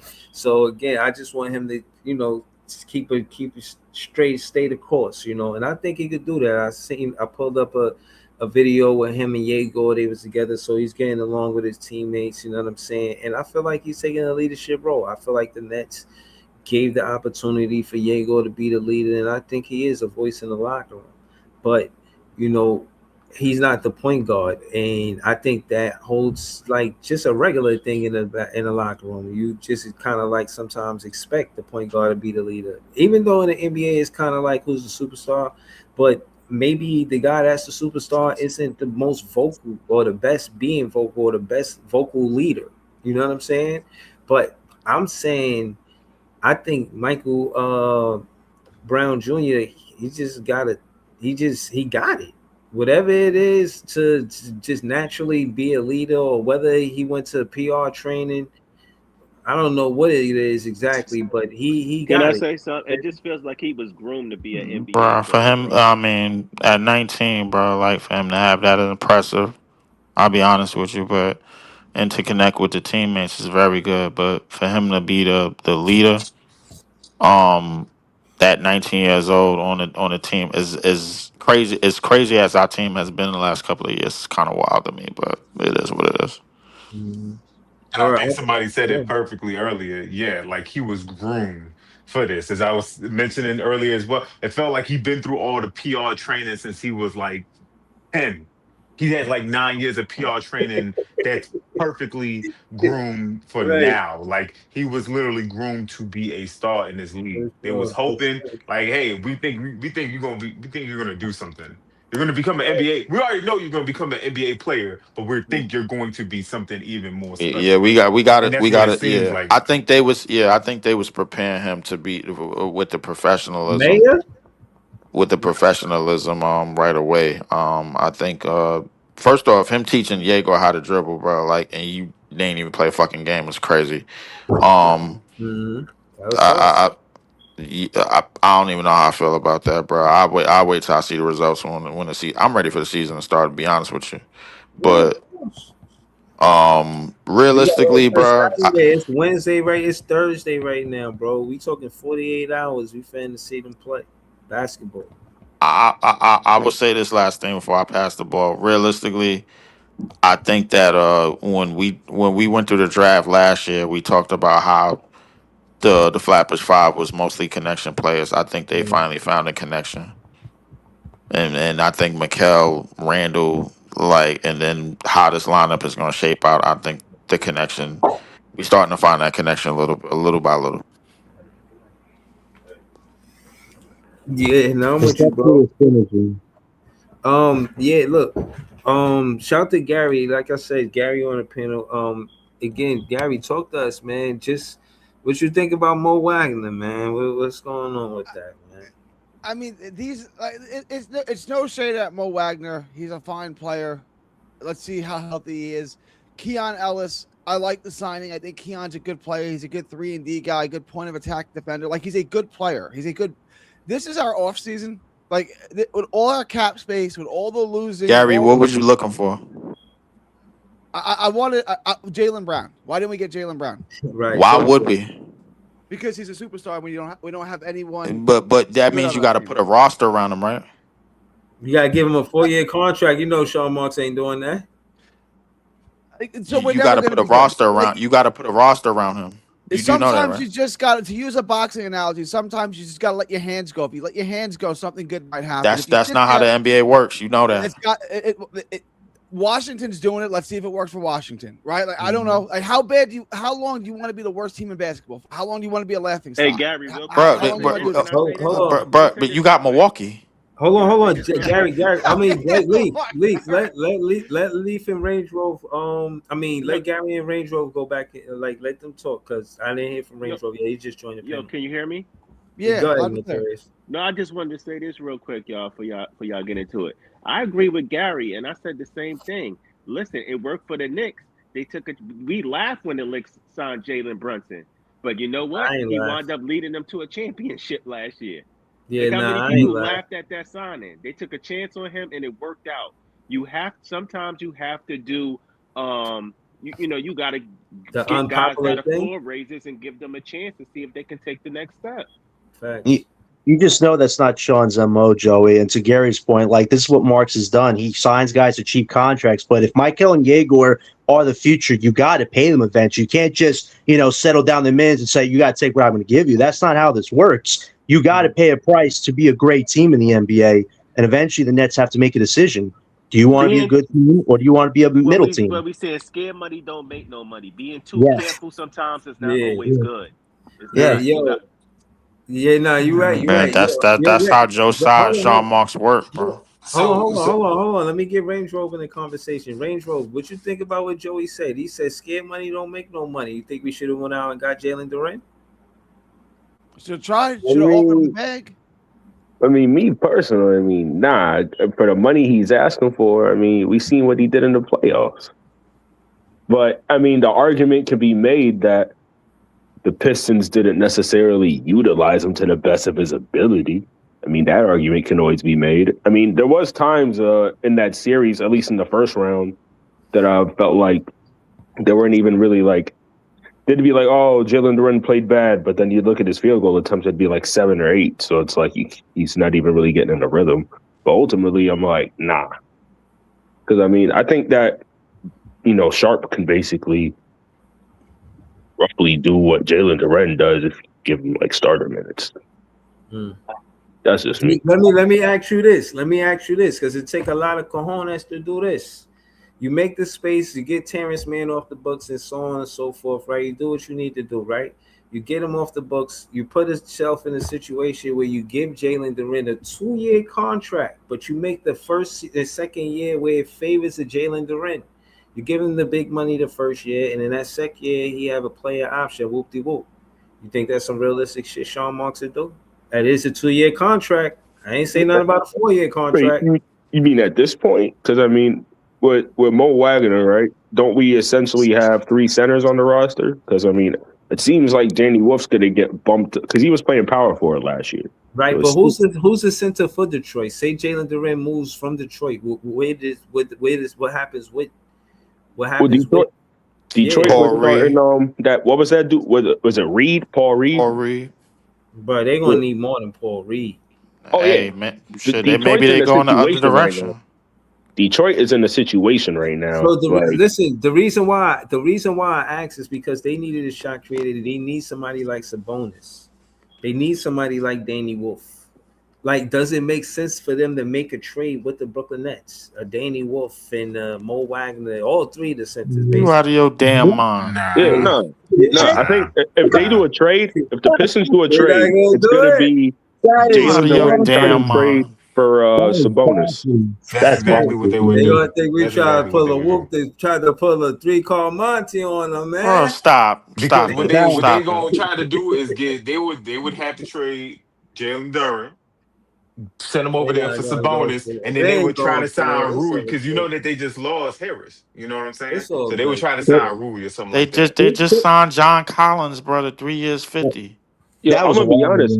I'm That was a honestly robbery. more worried about our division. Like right now, right? Man, I was fuck the really division. listen. This is just my opinion. I know the Knicks won the chip, and I still think they're the team to beat. But when I No, look they're at not. you could argue that, but when I look at Ain't roster no construction, argument. The NBA gave him that shit. Hold look, on, let him finish, bro. Let him finish. I Let him think finish. the Sixers are a bigger like NBA gave matchup him that threat to shit. Brooklyn than any other team in the NBA gave him. Atlantic. Okay, yo, Range Rover. Hold on, let me read this comment right quick. Player 1, yo, you on fire tonight. He said, Diego Hold on a doesn't need second. to handle the ball like Kenny Anderson. When you're 6'10", you don't need a lot to get your shot off. Now, I said that because he's learning how to handle from MBJ and he's learning how to shoot from MPJ. With those 2 things, I expect the leap from Diego. Nothing crazy. But I do expect Diego to go from whatever he's scoring to 5 points more. So if he's scoring 9 points per game, I expect him to average 14 points per game in his second season. And I don't think I'm asking for too much. I think Diego is going to have more catch and shoot opportunities because Mikael Brown Jr. know how to be his teammate. Like and again, I want to start having this conversation not in the individual sense going forward. Just look at them like a duo, the same way you Curry and Clay. Not to say they're going to reach that plateau, but to say that they are or that level, but to say that they're going to be looked at as teammates. Look at them as a duo, and I'm saying this duo Give them 2 years together. Give them this year, the next year before y'all feel faint in confidence about them. I'm backing them 100% for these next 2 years. If they don't show me in this next 2 years, y'all can say, yo, Breezy, you was wrong. But I'm gonna stand on that. I'm gonna say that, yeah, I feel like they're gonna be a good duo. I'm paying attention to them as a duo, not just individually. That's what I'm telling you. I'm paying attention to what our starting five as a five can do. That's what I'm paying attention to, and who's gonna run Jordy's system the best between which five is gonna run Jordy's system the best. If they allow Jordy to play the shit that I suggested, which is basically the fucking smartest thing anybody could do anyway, then that's pretty much like putting all your cards on the table and basically going for the gusto and saying, yo, we gonna go all in on spacing and shooting and potential. Like all of these players are capable, but none of them are gonna reach outside of MPJ shooting. None of them are gonna reach uh the level of being a lead at something until they are on the court in them situations. Listen, I'm with Gary, but I don't think we would have got Jalen Brown. I think that was far fetched. But however, I still think we need some floor raisers on this team.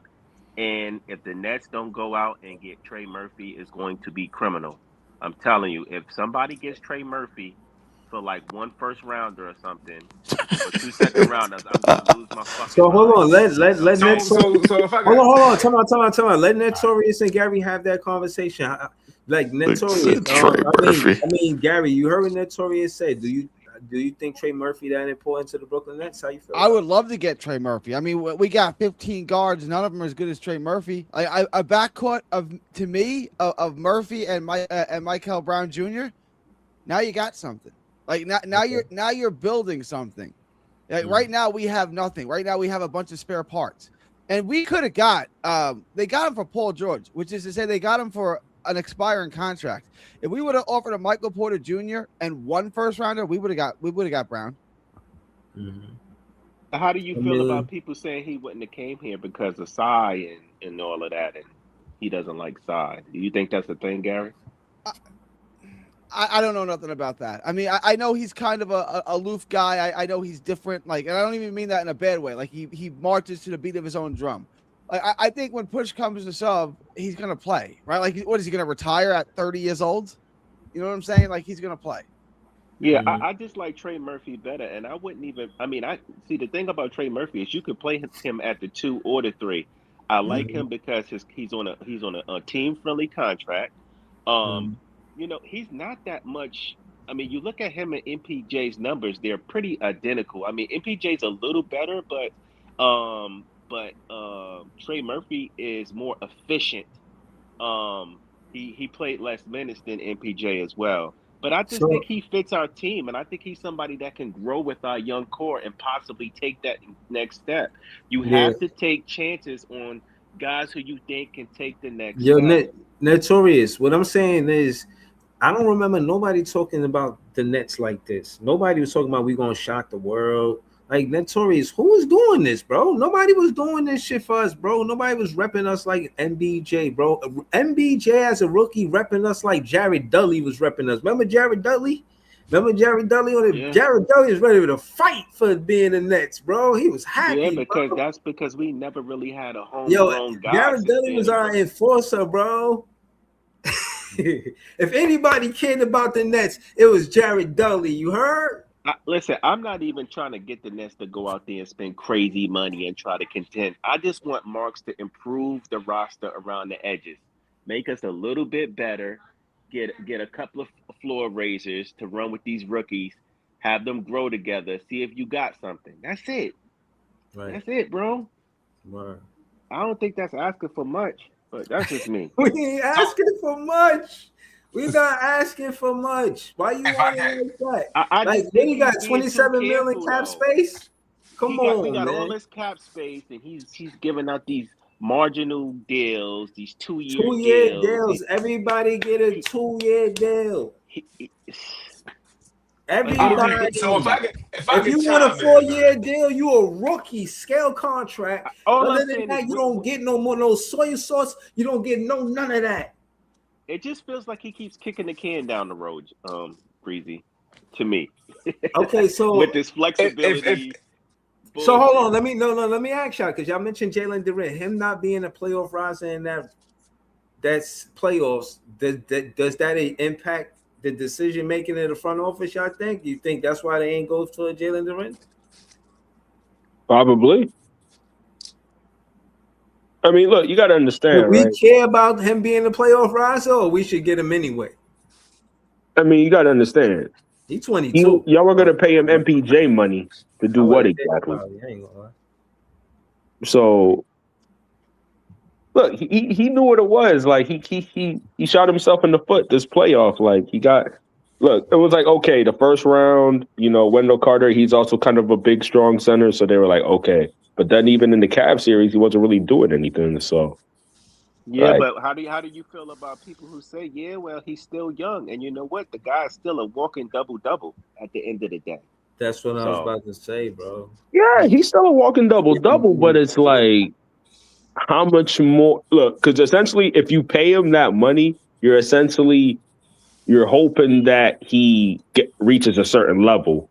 So you got to use foresight when you assess his game to be like, do I really think he's going to get to that level? But What is see, it? hold on. And another thing is, why would you pay a player who can't create their own shot? You gonna pay them all that money and they can't create their own shot? Even Well, I with mean, the whole thing with Rudy Gobert, he's the great stellar on defense, but because he can't create his own shot, do you think that's part of the reason why they can't get past the Western Conference Finals? Like, what if Rudy could create his own shot? And my question, Dr. Ken, so I'm at or Range Rover, whoever on the panel want to answer. Are franchises becoming hesitant? Franchises becoming hesitant on paying players who can't create their own shot. Like, you need somebody to get you a bucket, so why I'm gonna pay you the max? Like, well, I actually, it I don't even depends think on. it's about creating their own shot, though. I don't yeah, even think it's actually, about just creating your own shot. It depends. Go the ahead. what's max, interesting bro. about this Like, Knicks that's what I'm trip? saying. It's not about getting paid. I'm talking about getting paid. Jalen Duran don't just want to get paid. You want to get paid the max. The whole thing with Walker If that Kessler, they had some issues because they could have made that work if Breezy, they wanted to. You know what I'm it saying? But depends though, because if that was the case, Rudy Gobert wouldn't have got paid. Listen, exactly. if you could do other things elite, you're going to get paid as a big man. If you could play defense, if you could rebound, Okay. that's more important than creating your own shot. Now, if you like a unicorn and you can create your own shot and stretch the floor, then you want some unicorn shit. No, but But what I'm saying is, I know they can get paid, but he not asking to get paid. He asking to get paid the max. He like, Look, yo, you know what I'm saying? yeah, but Walker Kessler just got paid the max, didn't he? He didn't want it. He didn't get the max. He got 130 million. Yeah, it's a great. Yeah, but It's yeah, a but great. but it It's won't. But it great. won't But the max though. what I'm saying is, he got that because Utah didn't. They didn't want to keep him. They could have made that work if they No, wanted to. listen, I They didn't want understand to the keep him. argument of not paying Durant. I get both sides of it. It's like, look, So listen, what? you didn't Okay, show so up in tell the me why. Tell me why not then? Why would you say we shouldn't? because like Range Rose said, it's like, listen, if I'm gonna pay somebody that type of money, they gotta hit on all wickets. Like, you gotta be able to get your own food. You feel what I'm saying? On top of Mhm. being a dominant big man, rebounding and playing defense. You know what I'm saying? So Right. I mean, honestly, if you bro, giving that this if you Knicks give us chip ruined a lot of stuff, bro. Because unlike a lot of other chips, because the best player on the Knicks is somebody who took a pay cut. There was articles coming out after they won the chip where there was like GMs and owners going up to the like players saying, "Hey, Jalen Brunson just right, took a cut and got but a chip. Like, what are you going to do?" So Mm. there's like two. There's that aspect, but then there's also the business. The business of right. basketball. You're gonna have to. People are gonna get paid regardless, So in a sense, but there's so also the market. like I said, and the other side of the Jalen Durant thing is like, listen, he's still a walking double. The dude is still young. He Mm. still got a lot, we still think it's some more growth there. So I get it. You feel what I'm saying? I get both sides of the argument with him not showing up in the playoffs and people saying he can't get his own food. Then I see the other side where people saying he's still young, he's still a walking double, is still some growth there. I get it. So I mean, it is what it is. But I wouldn't give him that money though, me personally.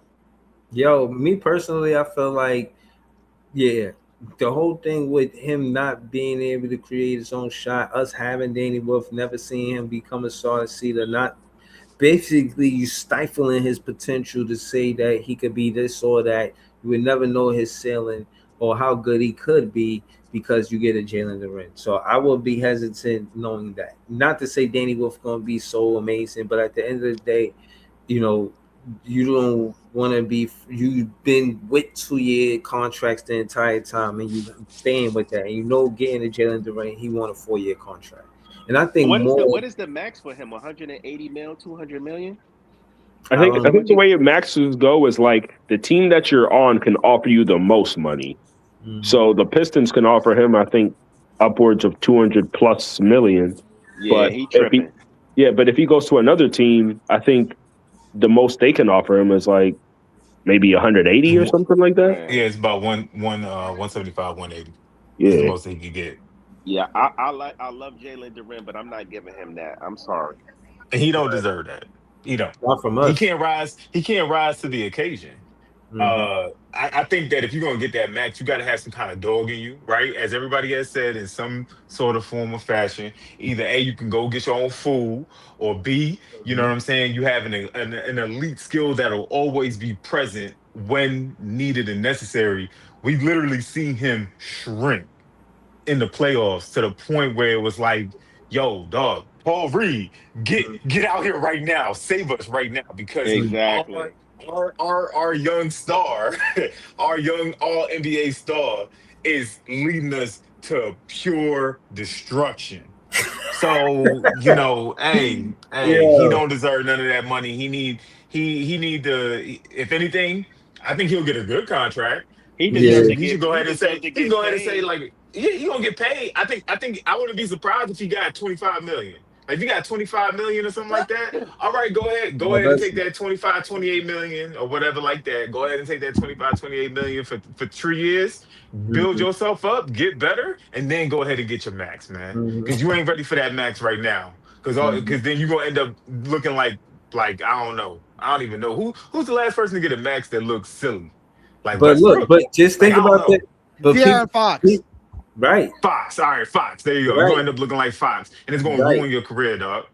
Mm-hmm. You got Macho from Jersey say give Durant 3 years, 100 mil. You would do that, Gary? I would say do that that again. I would do that. Durant 3 years, 100 mil. Would you do that? Oh, easy. Yeah, I would do that. That's light money too. Yeah, 100%. Right. I still think he could get something like around what Kessler got, 130. I think that's fair.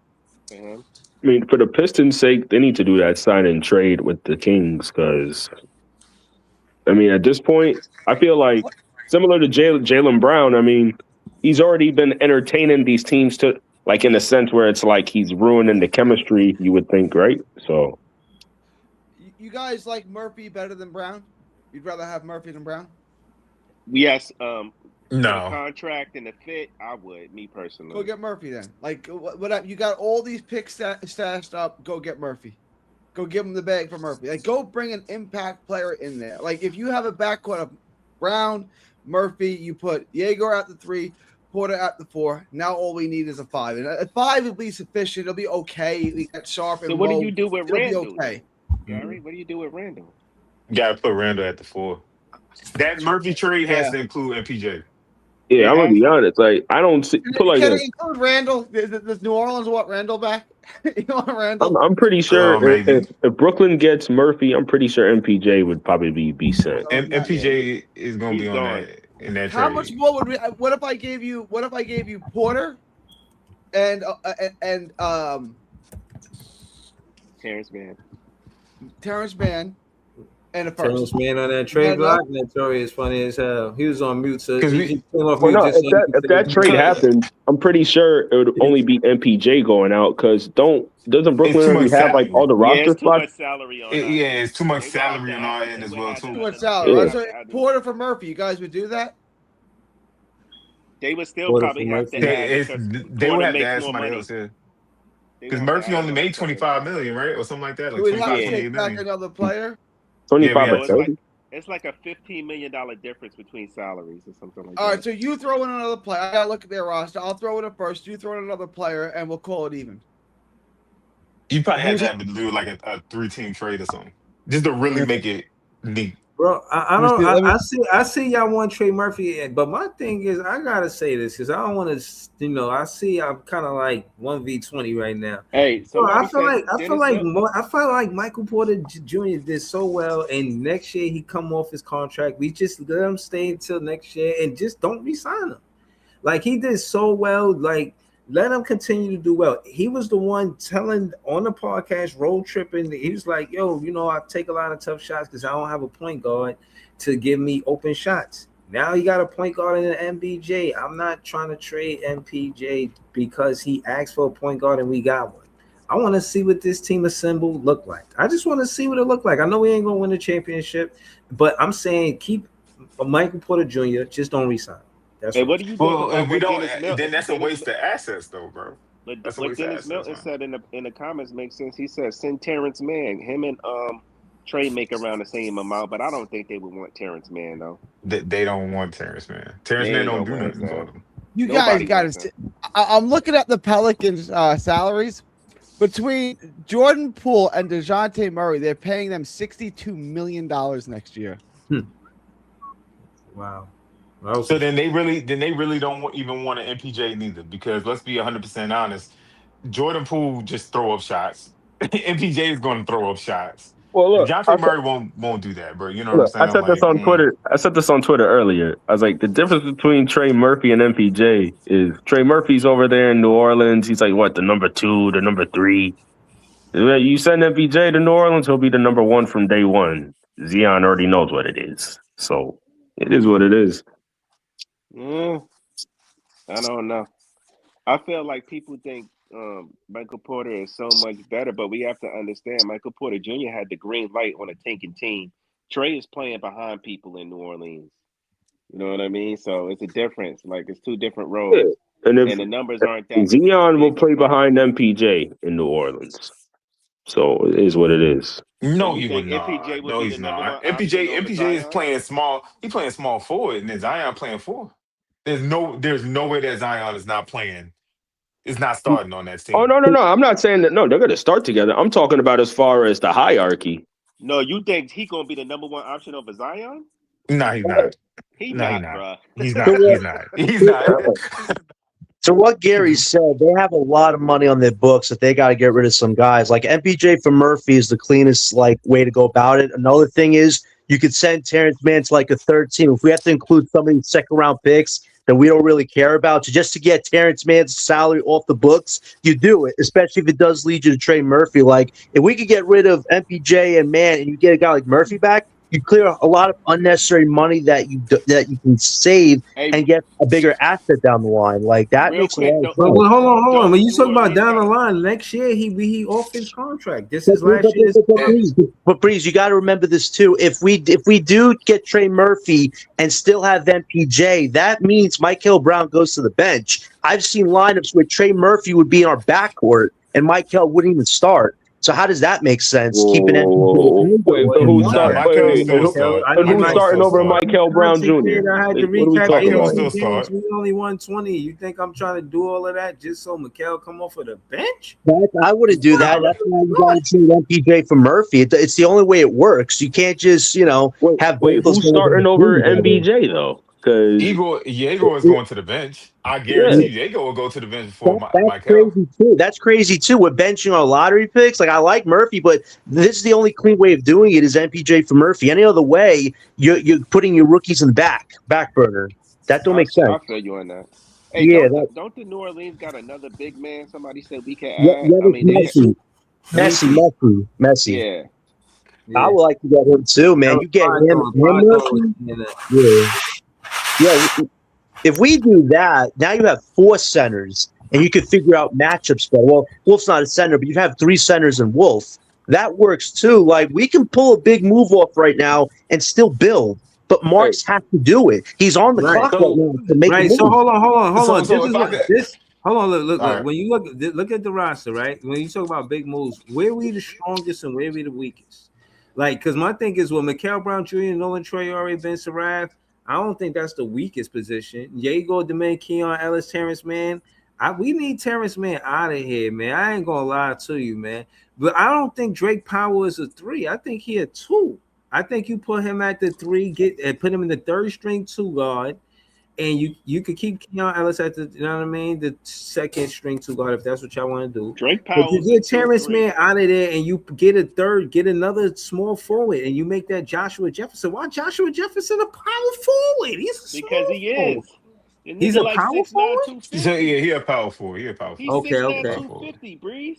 Okay, all right. But I'll be honest with you. I'm looking at this whole depth chart, and hey, brother, I've been a Nets fan since 2001 with Jason Kidd and everything like that. I think we're weak at every single position, bro. I'm happy. I'm excited. I'm excited for Mikael. I'm excited to see what Diego does next. Even with Randall coming and he's all NBA and what he could actually offer to our team. But let's be 100% honest right here. Besides the starters that we have, everybody else, I mean, Keon Ellis and Mo Wagner and maybe Wolf. Everybody else, I don't even know if they make an NBA team, bro. We're very weak at center, but really we have 7 to 8 guards on this team. We have to minimize that. Look at this. Three of the guys we drafted last year aren't even in the rotation. Like Powell and Wolf aren't even in the rotation. Like, what are we doing here? This team is a disaster. I think they probably got Drake Powell at the 3. Yeah, Brooklyn LM on the panel. Yo, Brooklyn LM, talk to us, bro. What you say about Drake Powell at the 3? They probably put him they're probably putting him there because he had a growth spurt and he gained more put on more muscle. If he's 6'7", now, which it looks like he is, I don't mind it. I mean, most of the threes in the league now is they mostly 6'7". You know what I'm saying? Like, I don't know. I think we've come from the days of putting most of the 6'10" dudes is at the 4 now. Like, you don't necessarily, even KD is playing the 4 at times now, Houston. So I don't know. Like, you see these guys 6'6", 6'7" playing the 3 now. So that's probably what they feel like is going to be Drake's power usage if he ain't good at the 2. But I mean, we'll see. If we get Trey Murphy on this team, I ain't gonna lie, bro. If MPJ is still on this team and you have Trey Murphy, that's a problem. Because realistically, that means Diego is going to the bench. And I would like to see Diego's development for the next season. So if he's coming off the bench, to me, that's a failure. Like, you got to get Michael Porter Jr. with that Trey Murphy trade. That's the only way that makes sense to me. Like, Mikael is probably starting, but I ain't trying to bench Diego. Like, that's our first lottery pick. Like, you at least want to see what, expectations that he has come into the season. And he probably looking to play in the backcourt with Mikael. Like, you seen him, the Nets just put out a video, you know what I'm saying, of them in practice. They look like they already got chemistry, yo. Like, he probably wanted to see, like, what we can do together in this backcourt. Like, I'm ready to find out. Hey, just remember, Kawhi Leonard just came back in y'all division. MPJ's eliminated Kawhi Leonard like twice in the playoffs already. So both of them gonna be in that game on Sunday, right? Saturday, because it's rookies and sophomores, right? Yeah. Trey Murphy ain't ready to go shot for shot with Kawhi. MPJ is though. That'll be interesting. I think we should keep MPJ though. Like, as much as I like Trey Murphy here, I feel like we should keep him and then just let him walk in free agency. Like, thank you. Yo, I'm telling you, me and Brooklyn LM, man, we be seeing basketball the same way, man. But I'm not gonna lie, just real quick, I just kind of wanted to segue to Brooklyn LM and Gary real quick because Gary out there in Texas, from Texas to the world.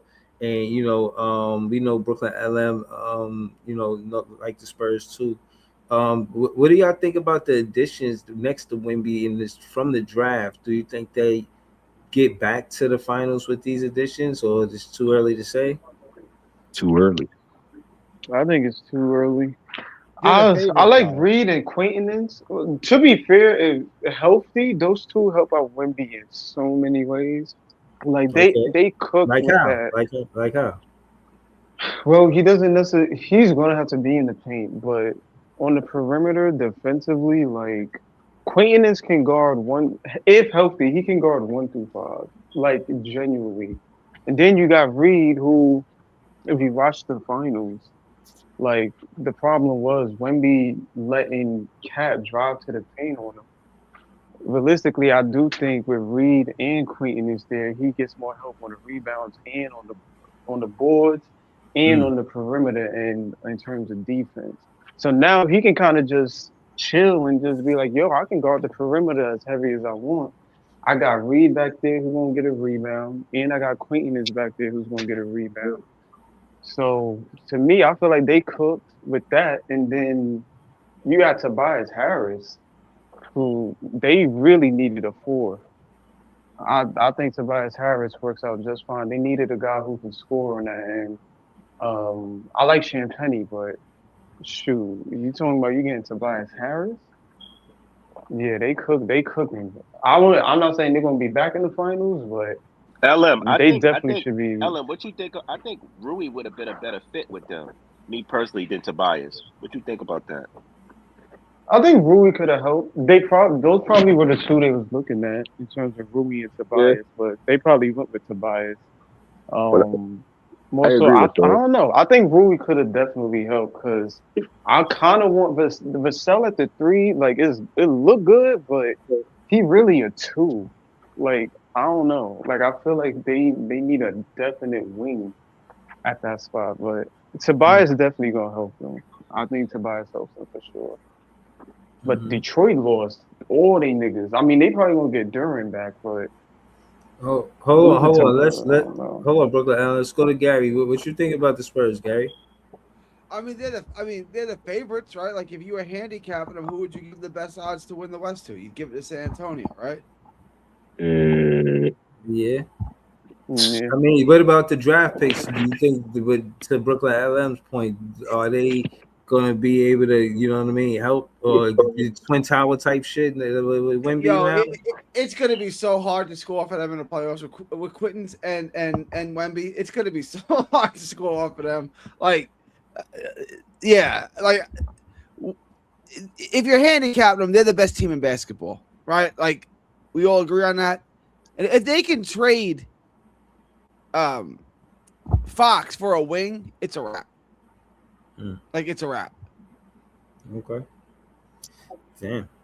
I mean, honestly, the Thunder, they That's just true. won They it the do year need a before. wing. You just think they just gonna go through the Thunder like that again? I mean, it looks like that. I mean, Did you see it what looks like Jalen that. Brown was traded for? Like if freaking Boston was listening to San Antonio's offer and was like, yo, we give you De'Aaron Fox and 2 first-rounders. Like Jalen Brown on that San Antonio team. Jesus Lord. That shit would have been like that deal was so stupid. Boston could have got that. You would have had De'Aaron, a point guard that you could have paired with Tatum. And then Dylan Harper, Castle, Jalen Brown, Tobias Harris, and Wemby. You saying Brown should have went to the Spurs? That would have been tough. That would have been tough. LeBron James about to go to San Antonio and play the 3. Just get another chip. Get 5. Imagine. take the vet minimum. Just get another chip. That would be crazy, LeBron. Bro, I keep seeing LeBron. know. I keep seeing LeBron. They saying he should go to Philly or he should go to the Knicks to play the 4. What y'all think about that? Him in Philly? They got So you talking about Green on the trade? Ain't Draymond Green a free agent too? I ain't gonna lie, Maxey, Edgecombe, Jalen Brown, LeBron, And at the 4. Embiid. I ain't gonna lie. That's Why a finals Draymond Green team. become a free agent like somebody wanted besides Golden State? Golden State just gonna sign him to another deal, man. Nobody want that Yeah, dude, man. nobody won Draymond, yo.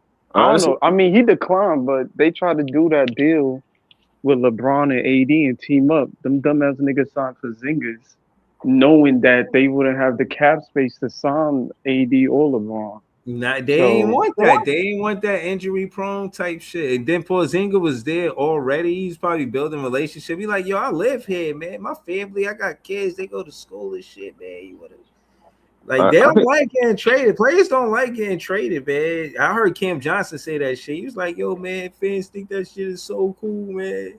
We yo, gotta do y'all see that? Did y'all see that Lakers lineup?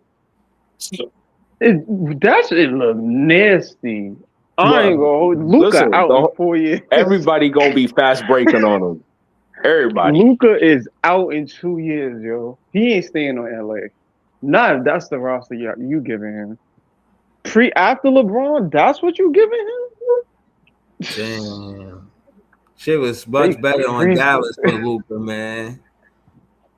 See, Dallas might end up better in the future. That's why I be saying they be the NBA. They was NBA West. These are the hub teams. The hub teams, they always take care of the hub teams. The teams that they built the backbone of the NBA. The Lakers, the Celtics, the Knicks played the very first NBA game ever. Like, they're gonna make sure that these teams are competitive. That's why LeBron came out and said what he said a year ago about the NBA is better when the Knicks are good. That's why he said that. This is part of the machine. They part of the machine. Mac Macho from Jersey said the Lakers are the Snowtime Lakers. This is hilarious. Not the Showtime Lakers, but the Snowtime. They go with the old white boys. They go with the white boy lineup. Yo, but no, it's crazy, right? They got Austin Reeves, they got Luke Kennard, Larabia, Kessler. They only got, I think they only signed Colin Sexton and Grimes, which I think is like the two black people on the roster, yo. The white guys are the Lakers starting, at least 3, right? But no, but see, what I'm saying is, I understand the business of it and why Luka with the Lakers in the first place. I understand all of that, but as a player, Luka can't be happy. You can't be happy from having that Dallas situation to having this situation. Like yo, that's Lakers' whole offseason. The Lakers is making no more moves. They just totally. Bruh, they disassembled this whole championship situation on a different team, brought them to a team with, bruh, they got pain to deal with. I know them Laker fans is dealing with Laker fan pain. They going through it right now, bro. And after I seen that Walker Kessler contract, I'm good with him coming to Brooklyn. They can have that. So how much bread he got? Yeah, I'm good. That should make Sean Marshall like a genius, because that contract, we don't even know if he's gonna be healthy or not moving forward. I'll be honest. I think the Clippers might be better than the Lakers right now. Nah, I don't know. I wouldn't say that. Nah, they got Garland. Luka beat the whole Clippers roster by himself. Exactly, by himself. Luka could knock that out by himself. And honestly, and let Reeves be on that night too, it's a wrap. So I wouldn't say that. But the Clippers roster is not decimated as we thought that they would have been if you would have said, hey, yo, if you would have said 3 years ago, Paul George, Kawhi Leonard, et cetera, is not going to be Zubac is not going to be on the Clippers. You would have said, "Oh shoot, they got to be in the dumps. They got to be in the gutter." But they're really not. Like, they got Brandon Ingram, they got Garland. You know, they got some ballers. They got Wagner, Derrick Jones Jr. I don't know. I don't.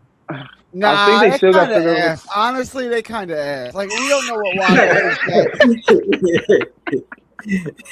All right, so I Brooke guess the Lopez Lakers is a should Is use thousand that Matt? as years Do they old. sign Matt? Do they sign Mathurin back? Like, Nah, I think he I a free don't. agent. They Yeah, ain't keep Mathurin their might be out of Mathurin? there. Wow. He might be out of there, yo. I ain't No. gonna. Yeah, Clippers is kind of butt. I mean, unless Brandon Ingram can do the He impossible, better score like 30 a night. He better get cooking. Ingram will have to do the impossible, yo. With him and Garland and Wagner. Now But Wagner see, got a no, I was just freaking gonna say Ingram. Well, he was the number 2 pick. yeah. See, Yeah, that's he what was a I'm number saying. 2. He should be playing better, man. But I now, gotta what that drop does off for y'all be Wagner good. though? All right. Well, I guess he in a good situation then, right? Because I mean, he'll be the starting 2 guard. Yeah, but like now that Kawhi not there, you got mad responsibility on your shoulders now to like really perform. Shit. I mean, Yeah, he a no. 5th pick, but so it should be whatever. But now it's really like, yo, I really got to add offense to this roster. I don't know, yo. Today was a crazy day in terms of trades and signings. I think an underrated one is Oubre to the Pacers. I think he gonna work out well with them. Hold on, y'all. Yeah, this a dope super chat right here. Player 1, he a moderator and a member. He said Eastern Conference, Toronto number 1, Knicks 2, 3, Indiana 4, Detroit 5, Heat 6, Boston. This is the playoff teams next season. This is tough. Now hold on. I just want to say first off, thank you for the super chat, Player 1, and I wanted to. This is interesting to me. I feel like I see why he's saying that Toronto could be one because of the defense. If they healthy, their defense is going to be tenacious. The Knicks, you got to put them up there. I think they toggle. Even if the Knicks aren't number 1, if Toronto number 1, I think the Knicks toggle between 1 and 2. Indiana, I don't know, man. They got to show me something. I want to see. I think, and I don't know if they get off to a fast start because I don't know if Tyrese Halliburton is going to be playing with big confidence. Even if he come back, I think he's going to be playing safe, for lack of better words. You know what I'm saying? Detroit 4, yeah, I think they're in the mix somewhere. I don't think they're the number 1 seed, but they 4, 5. I kind of agree with you on that. Heat 5, Giannis and Bam, they got to prove it, but I give them the benefit of the doubt with Giannis and Bam. I would 6 Boston. Yeah, they're a playoff team, but they're not the best team. Yeah, I'll give you that. Shout out to Player 1. This is a dope super chat. Anybody want to agree or disagree with this super chat? Disagree. I disagree a little bit. I put Philly at 3 instead of Indiana. Yeah. I think Philly's gonna be a top with Brown there now. Mm-hmm. Yeah, I think they're gonna be a top 3 or top 4 team in the East. There's no way that you could have this list and not have Philly in the top 5, at least bare minimum top 5 in the East. What y'all think about Player 1 in the chat saying that 76ers ain't got no bench? They did lose Kelly Do they not Oubre. have a bench? I mean, they lost Kelly Oubre. They gained a little bit of defense in Dean Wade. You know They what I'm lost saying? Quentin Grimes. They still got Quentin Grimes? Nah, they lost Quentin Grimes. Who went to the Lakers? That's tough.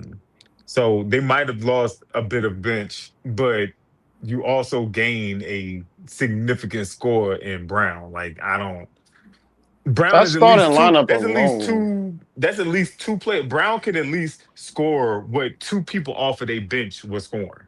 You see what I'm saying? So say if they had two 12 points per game scores or 2 13-point per game scores on their bench.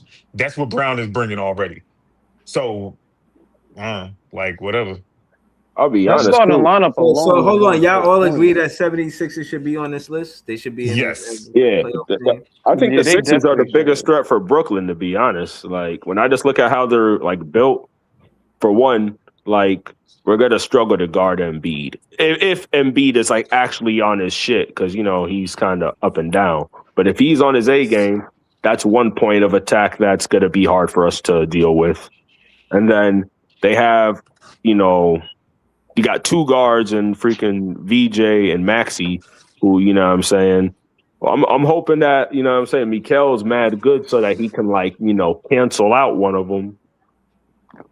But, you know, he's a rookie, so you can't put too much pressure, you know what I'm saying? That McKellen Maxi matchup is will be real interesting. Well, I was thinking about it. Honestly, it might really be more like Mikel versus VJ and then Igor or whoever's the two versus Maxi.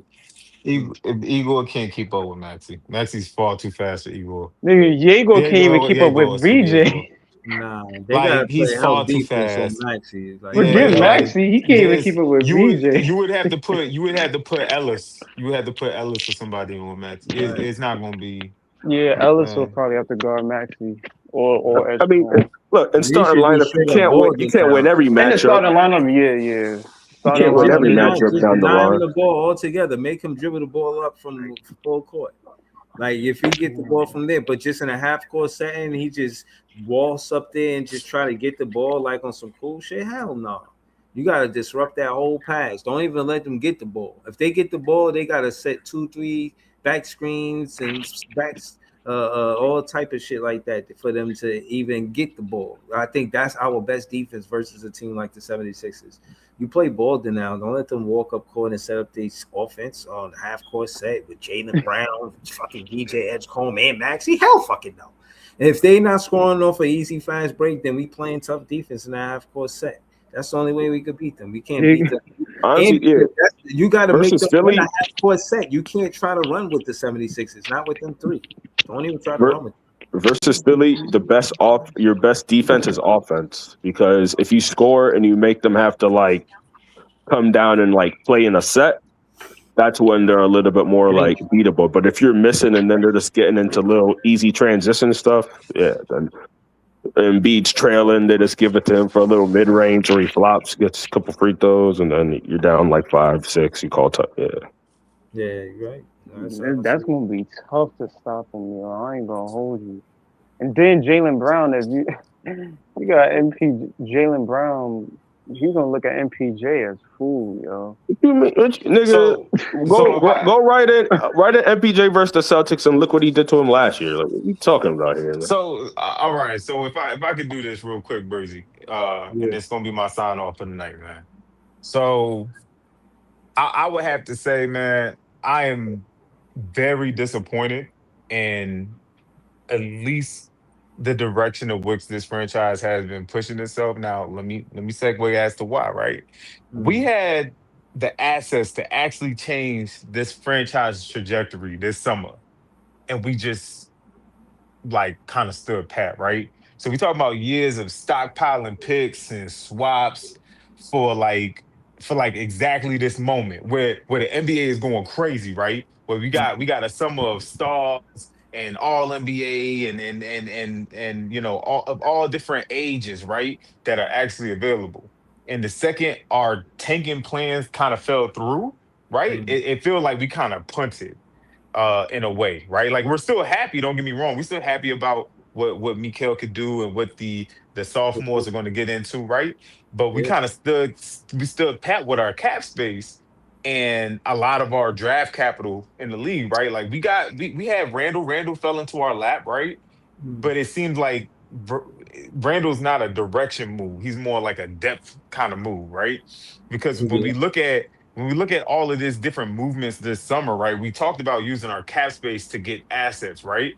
Well, what were we doing when it came to like Aaron Wiggins, or what were we doing when it came to like Isaiah Joe? Like both of them got moved for like second round picks. You know what it is with Dr. Kenzo? I look at it like they got Randall in the extended contract and it's 2 years left, and again they extend 22 tools. Like Jay-Z, I keep telling y'all, bro, 22 tools. He's going to continue to focus on 2 years because he haven't seen a superstar that he wants to commit to. He had a bad rapport with superstars. The whole thing, KD, Kyrie, and Harden, just got a bad rapport with superstars. You're not trying to commit to no 4 years to nobody until he builds relationships. And again, Jackson was here 4 years, but it was off 2 year contracts. See what I'm saying? That was my sentiments exactly, Dr. Kenzo, before you got on here. It just feels like Sean Marks is really not trying to commit to nothing. He keeps kicking the can down the road. He keeps staying pat. He's not being aggressive enough and trying to take chances. We got all these So assets. hold on. Cap Just space. stay. I just want to add to what you're saying, that Torres. So and Dr. Kenzo, he's going to miss opportunities with players that's not taking 2-year contracts. Like now, I'm not taking a 2-year contract. I'm either taking a 4-year contract and that's it. Like an example is like But Dean that's Wade. not good though, Breeze. I feel like he's trying to be too careful. Okay, so you're saying he shouldn't be loyal to a 2-year contract. He should give No, I'm not certain saying players a some. 4-year You, contract. he should mix it up. I feel like yeah, some guys you put them on a prove it deal, or you know Mhm. what I mean. But it got to be a couple of deals to where you take chances on a couple of guys and see what they got, man. Like I don't know, man. But And I'm and sorry, and, Dedicus. Go ahead. and I'd even go in and say, right, like today kind of stung, right? Because I think what a lot of people have said before, whether or not you like Jalen Brown or you don't like Jalen Brown or whatever might be the case, whether because of his actions, the streams and twitches and stuff like that, or you like him because of his on court play, we always say, hey, we're going to use our cap space when the availability rises for us to go ahead and get a player that could help to change our trajectory and not only just increase our floor, but maybe even bring in future free agents and stuff like that as well, right? Players that might want to come here. And Jalen Brown is one of those players, and he went to Philly for nothing. He really went to Philly for nothing. Like this, you can't tell me that we could not have beaten that deal when we have more draft picks than Philly. We have more Yeah. draft picks in first round and second round draft picks than Philly. We have younger players that actually would kind of fit, Boston's curve. You feel me? Like in terms of what they're trying to get done and in their times, right? And I'm not against the signings of Mo Wagner. I'm not against Keon Ellis. I think that they're fine players, right? But I think that my main thing is it's clear as day to me, and I'm not trying to sound like a Debbie Downer, but it's clear as day to me. Like, there's not a lot of free agents that's looking to come here, man. Like we've been hearing, like, oh, Brooklyn Nets and Austin Rivers, but it's always been like leverage. It's never been No, like something that's really legitimate. It's no, more so that like agents kind of putting that out in the media because they know that we have cap space. But realistically speaking, there's no smoke there whatsoever because Mo Wagner got a $18 million, a 2-year $18 million contract, which is a good contract, but who he just came off of an ACL tear. Who was paying Mo Wagner $9 million a year? He didn't play good. He didn't play good at the end of last season. no, but I think the Nets identity. We always talk about identity. I think part of it is we a prove it team. They really Hmm. give players opportunities to come in and prove what your worth is. If you're a number one option, we gonna see. If you wanna do this, you look at Noah Clowney. You look at other games, he's just shooting bad, and they would still give him the opportunity. In my opinion, Danny Wolf could have took his spot. You know what I mean? But I'm saying that to say that they always gonna give opportunities, and I think it's a good thing. But we do want to have a core now. Like we got to solidify something. We can't just be We giving we players have to we have opportunities. to figure out what our direction is really going to be because right now I think we've said it time and time again. What is the Atlantic Division looking like? What is the East looking like right now? And in all honesty, we were a bottom three seed in the East Right. last year because we were tanking, especially as well too. Because we know Jordy gonna get us some wins now. So don't get me wrong. I believe in our coach wholeheartedly. But I'm starting to lose a little faith in Sean Moss because I'm not understanding what is going on here and why we have to be oh so careful. Because in all honesty, I feel like Alfred Sangoon or something like that. I feel like he Mm. could become available tomorrow Mm. and we would not pull the trigger. I feel like I'm I gonna feel like we keep would it. just I'm sit gonna, on our hands. nah. That's it. I'm gonna keep it real with you. I'm gonna end the show too because I'm getting tired. But what I will say is I might start the next show with if we should go after Sangoon because us getting Sangoon would change everything. You know what I'm It should saying? change everything. That's interesting, man.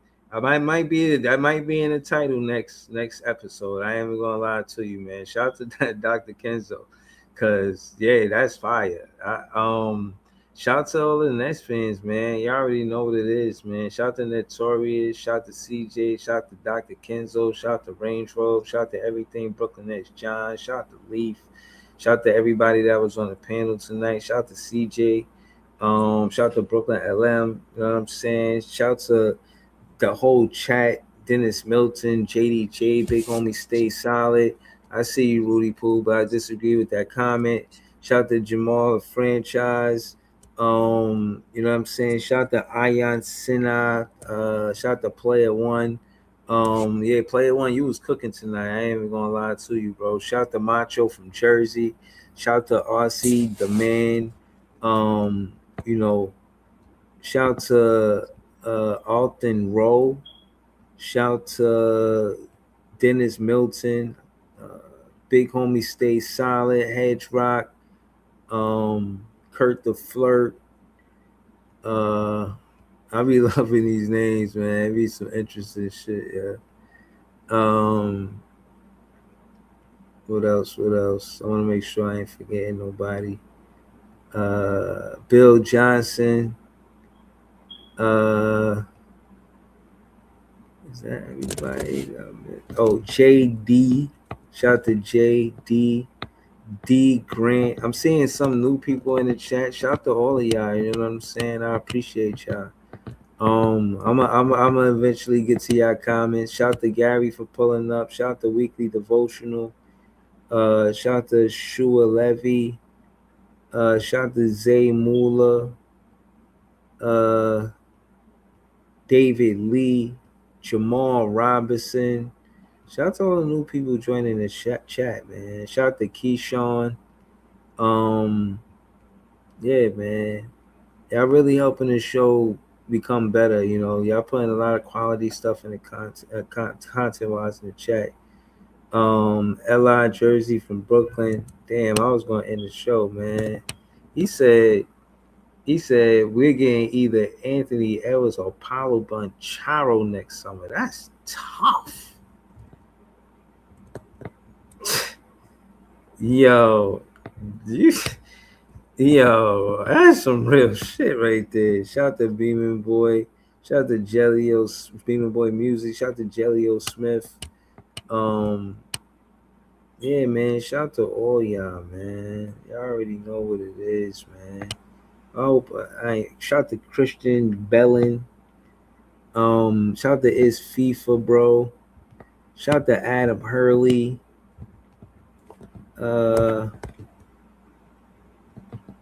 Yo, man, we gotta keep ahead of Adam Hurley, man. We can't don't be like that, man. Shout out to Swaba. He said Danny Wilkes should be starting center. I don't think people are realizing how good he actually is. That's what's up. Word. That's what's up. Yeah, man. Shout out to Daniel Berry Sports Highlight. Shout out to everybody that sent the super chat. And again, not just because of the money, obviously, but because the way the topics y'all picking, the stuff y'all changing, like Player One with the top 6 picks, that was fire. Like, I like all of the super chats was fire, but I like when y'all do stuff like that. That's dope. Shout out to Sumo Pockets. Yeah, man. Shout out to all y'all, man. Word. Yeah, nah, seriously. Sumo Pocket sent the super chat. That was fire. I appreciate you. Shout out to, I see you, Harlem. You know I disagree with you all the time, but I see you. I appreciate you being in the chat. Shout out to all y'all, man. Thank y'all for tuning in, man. Shout out to Timothy Smoothery. He said, shout out to y'all pulling up to the spaces earlier. Shit was crazy. LOL. Word. Yeah, man. Shout out to tag me in the spaces, man. I'll be more listening. You know, I'll be moving around. So I don't be having the time to talk. That's why I'll be pulling up late too. You know, but I'll be listening. I'll be hearing y'all in the spaces, man. Shout out to the spaces. Yo, we ain't got big media until we big media. Keep pushing content. You know what I'm saying? Oh, all right. Shout out to True King. You know what I'm saying? Shout out to you, bro. But yeah, man, we out here. Y'all already know Nets fans is the best fans.